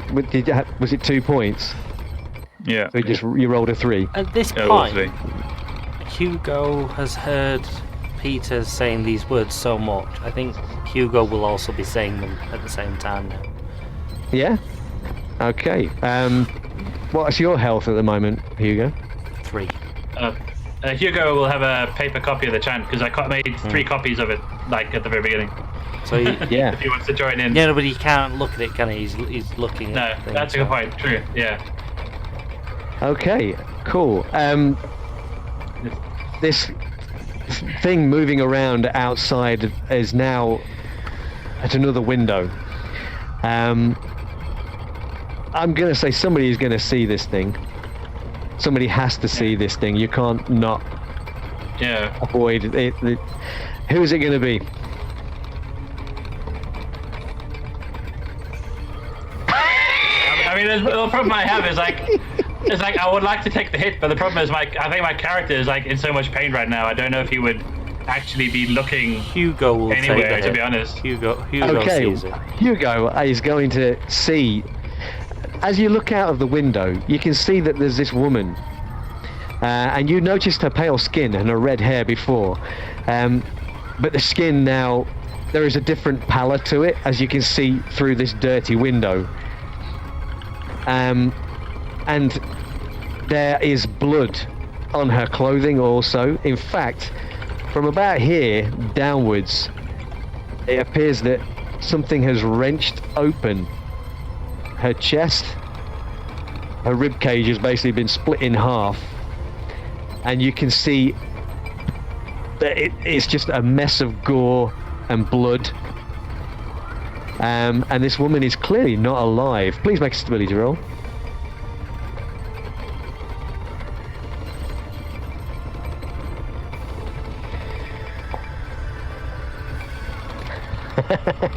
And you're strangely okay with this. He's seen a lot of art that's like this. She's not a zombie, Yeah. she's just an abstract impressionism. Yeah, that's all it is. Van Gogh drew like this all the time. And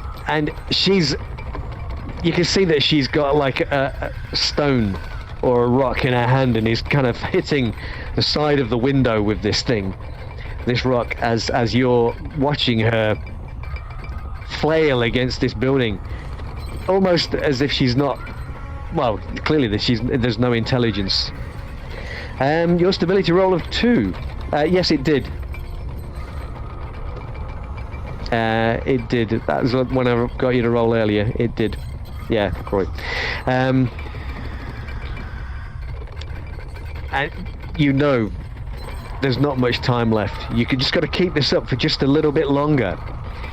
The noxious cloud descends once again from the ceiling, the smell of rotting flesh, this creature screaming and wailing above you, the house shaking, and then once again some liquid starts to appear on the roof, dripping down, spattering onto the floor with a hissing smoke. I think you guys need to make some kind of roll to avoid getting spattered with acid. Yeah. I'm gonna spend another 2 points to do athletics. Okay. Yeah.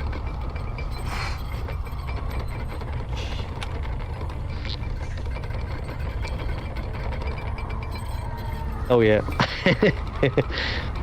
And Lloyd with your -1. Yeah, you're muted, by the way.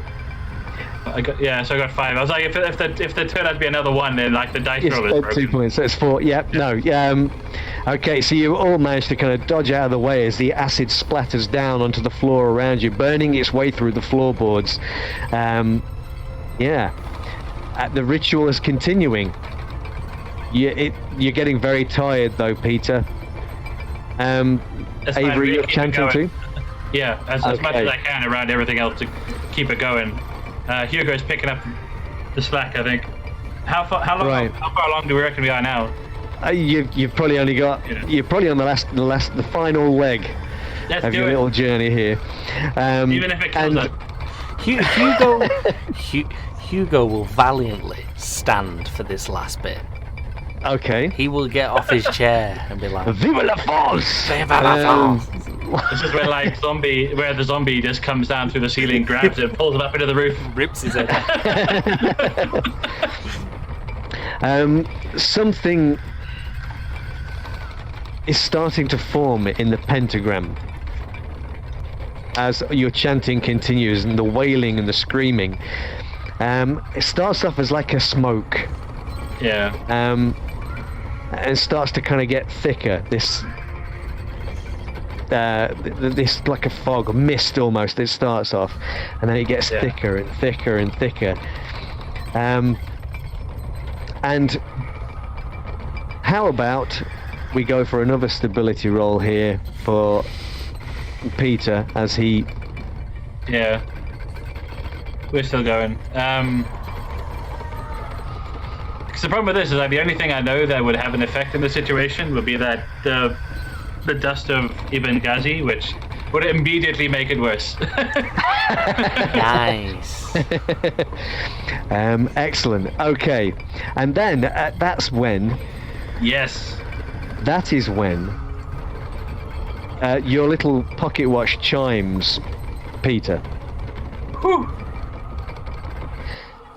And the house stops shaking.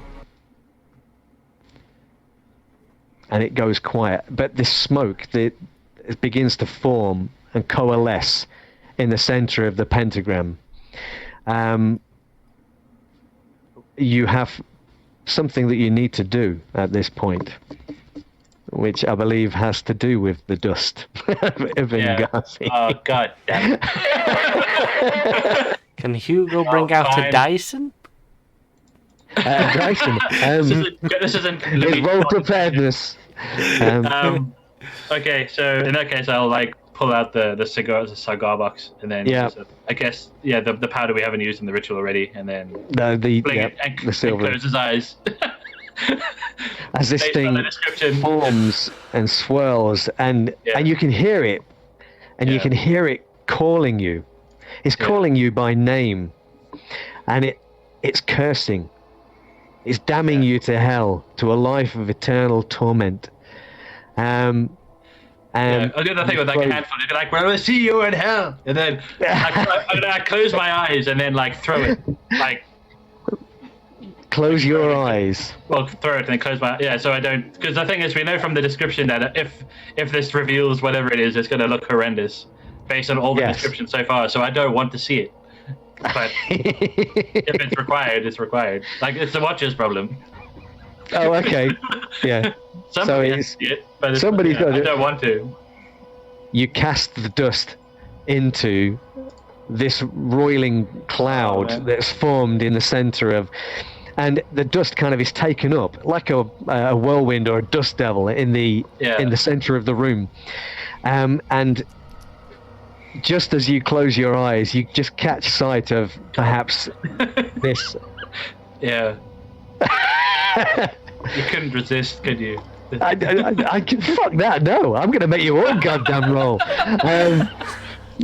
And there's like a whirlwind and of smoke, of black, of evil, red eyes are just staring out of this cloud at you. And there are multiple mouths that are opening and closing with teeth, some with massive tongues that are kind of lashing out with smoke-like tendrils, reaching out of the room towards you through this pentagram, but not getting any further than the boundary that you have formed. Please make stability rolls, all of you. Baroque by way of Jackson Pollock's great-great-great-great-grandfather.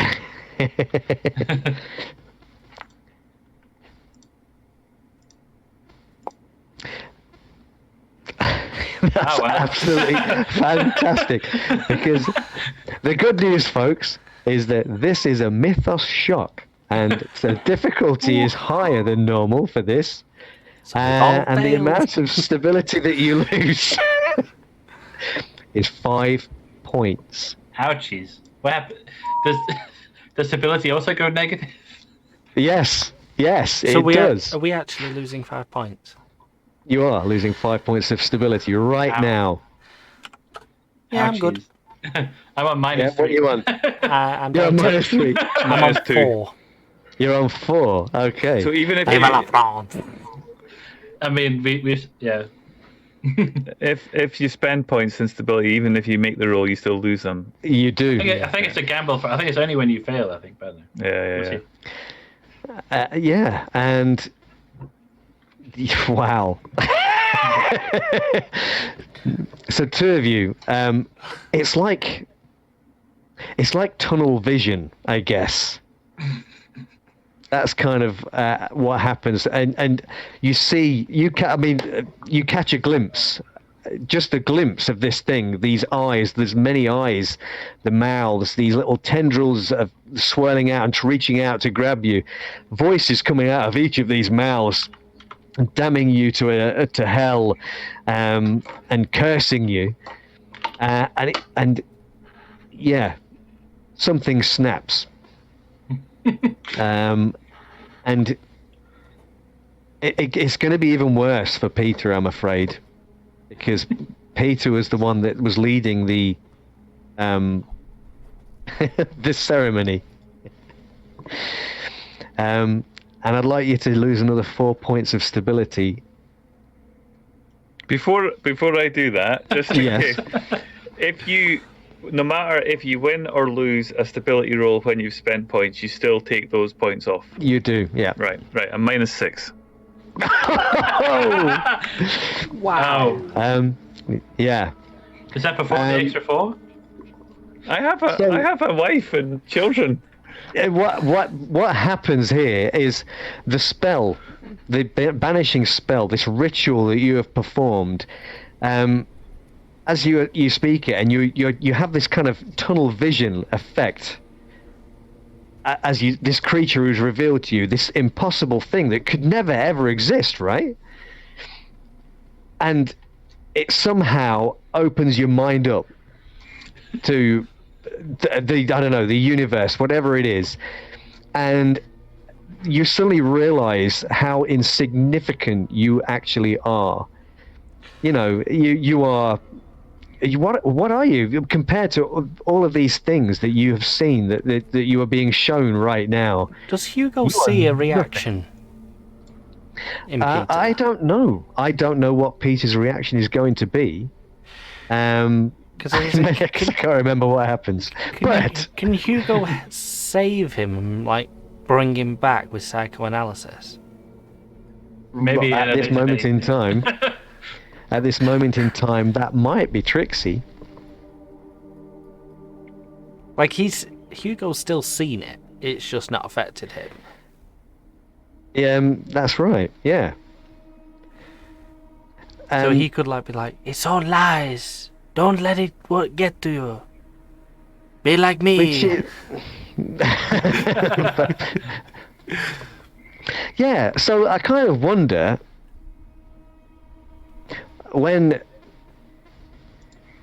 As all of this kind of happens and everything goes quiet, I kind of wonder what Hugo does as his friends kind of teeter on the brink of madness, and he sees standing in the middle of this circle one Rosemary Escoffier. Finish it. Could I? And she looks finer than you have ever seen her, and she looks good normally.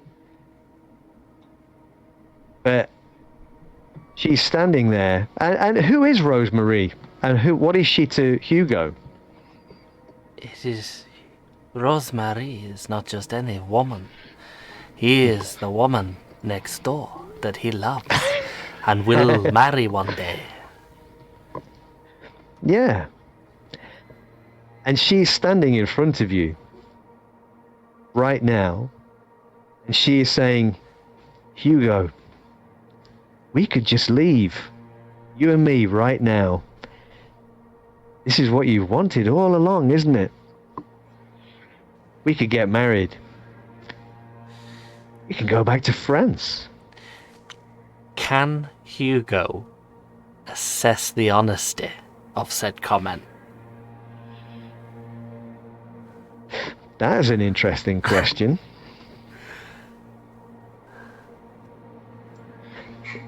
Let's say yes. Yes, Hugo can if he wishes to spend.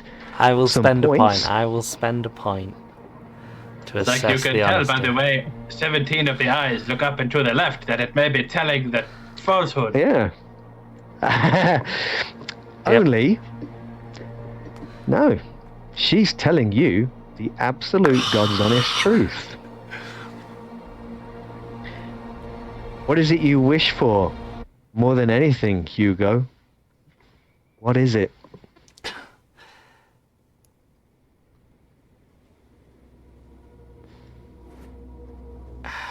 I can give that to you. I can give you anything. Anything that you want. But you are not real. What is it? I know I'm as you are real not as real. you want me to be. I'm as real as you want me to be, Hugo. All you have to do is break the circle. Just break the circle, Hugo, and I can give you anything. Anything that you want. Madame, if that is how you are, you do not understand the true love. And he takes a step back from the circle and carries on the chant. Okay, and she steps forward, and you've never seen her face that angry before, and she's trying to spit at you, and she's doing that. You're a weakling. You're a coward. Hugo You says don't it louder deserve and anything. louder. and this anger seems to build up, and like you can almost see her eyes bulging, almost popping out of her head with fury and hate as she spits at you and curses you and tells you how pathetic you are and how you will never ever marry Rose Maria Scofier because you are not worthy. And this goes on for just a few moments, but it seems like an eternity to Hugo, until eventually completely quiet.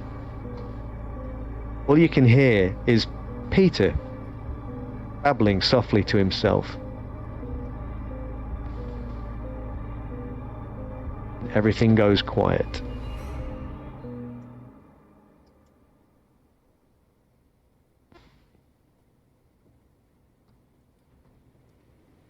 The whole atmosphere of the house changes.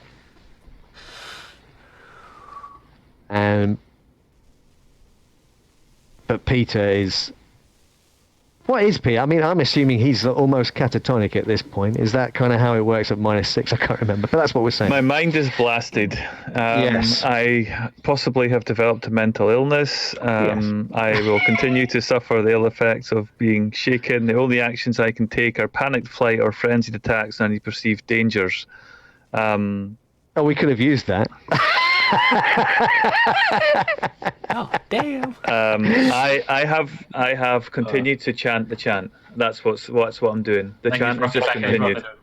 Yeah, like I'm only I mean it's like only, but it's still like he's only shaken rather than like completely. Yeah, that's right. And you're probably just sitting there, a quivering wreck at the moment, shaking away. Yeah. At the point where you understand the ending to the 2001: A Space Odyssey. Peter believes he's carried on with the chant. Yeah. I'm not sure that he actually has, but So I would have been able to carry on the chant as well, I guess, as well. Like yes. And Hugo was chanting. Yeah. And yeah, everything has gone quiet, and you're left with one shaken individual, one whose sanity has been blasted, or stability has been blasted, and a plucky Frenchman. Fighting the stereotypes across the French win again. Yeah, as perhaps the sun begins to rise above the horizon. Finally, with you all still alive. Yeah, I'm gonna like stagger to my feet and try and like stagger my way through to the bit, like, because we still have Robert like hiding in the basement. Yes. And it's gonna just shout down like, Robert, it's gone. It's gone. You can go. Yeah, and I think perhaps. And then if he's actually able to leave, then we know it's finished. Yeah, and eventually he will perhaps make his way up to the top of the stairs out of the cellar as the sun creeps through the windows. And yeah, Hugo would probably go and help comfort Peter. Yes. Seeing that he's somewhat distressed. Yes, Peter's mind is elsewhere at this moment in time. You know, with proper help. Yeah, like a training Maybe. hospital. Yeah. Gentlemen, I think we must go say goodbye to Rupert now. I just gotta keep an eye on Robert. Like, so if he leaves and then doesn't get immediately eviscerated by a whirlwind, then we know. Oh, I see. I won't make that mistake again. Yeah. So he carefully gathers up his belongings as the morning drags on. And he kind of just looks at the three of you and kind of nods appreciatively.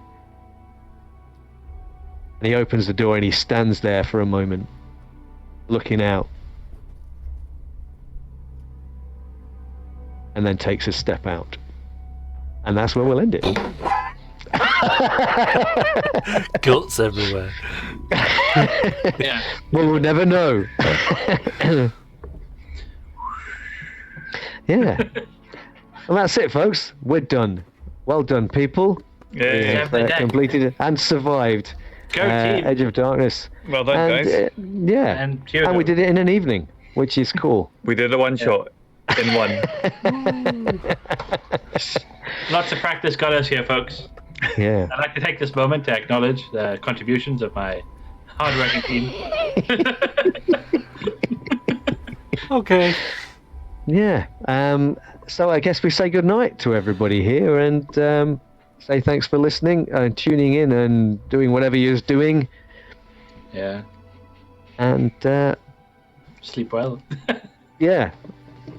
We had some talk of going on to a raid, but I'm not sure if we have a raid target. Is there anybody that we'd like to go and catch up with?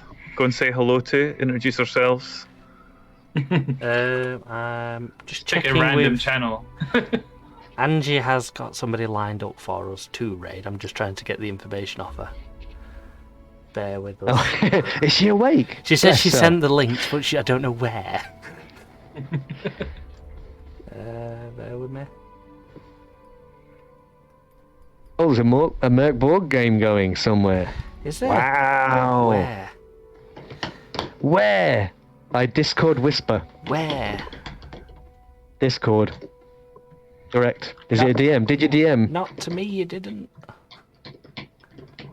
Please don't say it was to me, because I have no idea what I'm doing. A Twitch whisper. You Twitch whisper. Why would you send it on Twitter? Pro stream, guys. We're doing great. Bear with us, guys. Bear with us. Yeah, we're going to go raid somebody. So thank you, Some Old Pirate. Thank you so much for that. That was an awesome ending to that story. Wow. That was intense. Absolutely enjoyed that. Yeah, I was worried we weren't going to make it. That was like by the skin of our teeth. The most impressive thing was your chanting through the entire thing. That was brilliant. Well done. Well done. Well, when we played it before, nobody could do the Latin pronunciation, so congrats. Yeah, okay, we've got it. We got it. And he's like, he's just there in the background, be like, and close adventure module in Chrome. He spent all week perfecting his Latin. Yep. So if you haven't already, guys, don't forget, please do join us on Discord. We really would appreciate the support. You join in on the games or get involved in any way you want. We are going to be raiding a guy who's doing Borg, which is one of the upcoming games that we will be doing on our channel at some point. So please give him your support. And if you are subscribed, make sure you spam our little Dennis emotes. That's it. She'll clip that. She'll clip that. So thank you, everyone. NDAs. Cheers, everybody. Thank you, Try everyone. the raid. We'll catch you Till later. next time, everybody. Good night. Good night. Bye.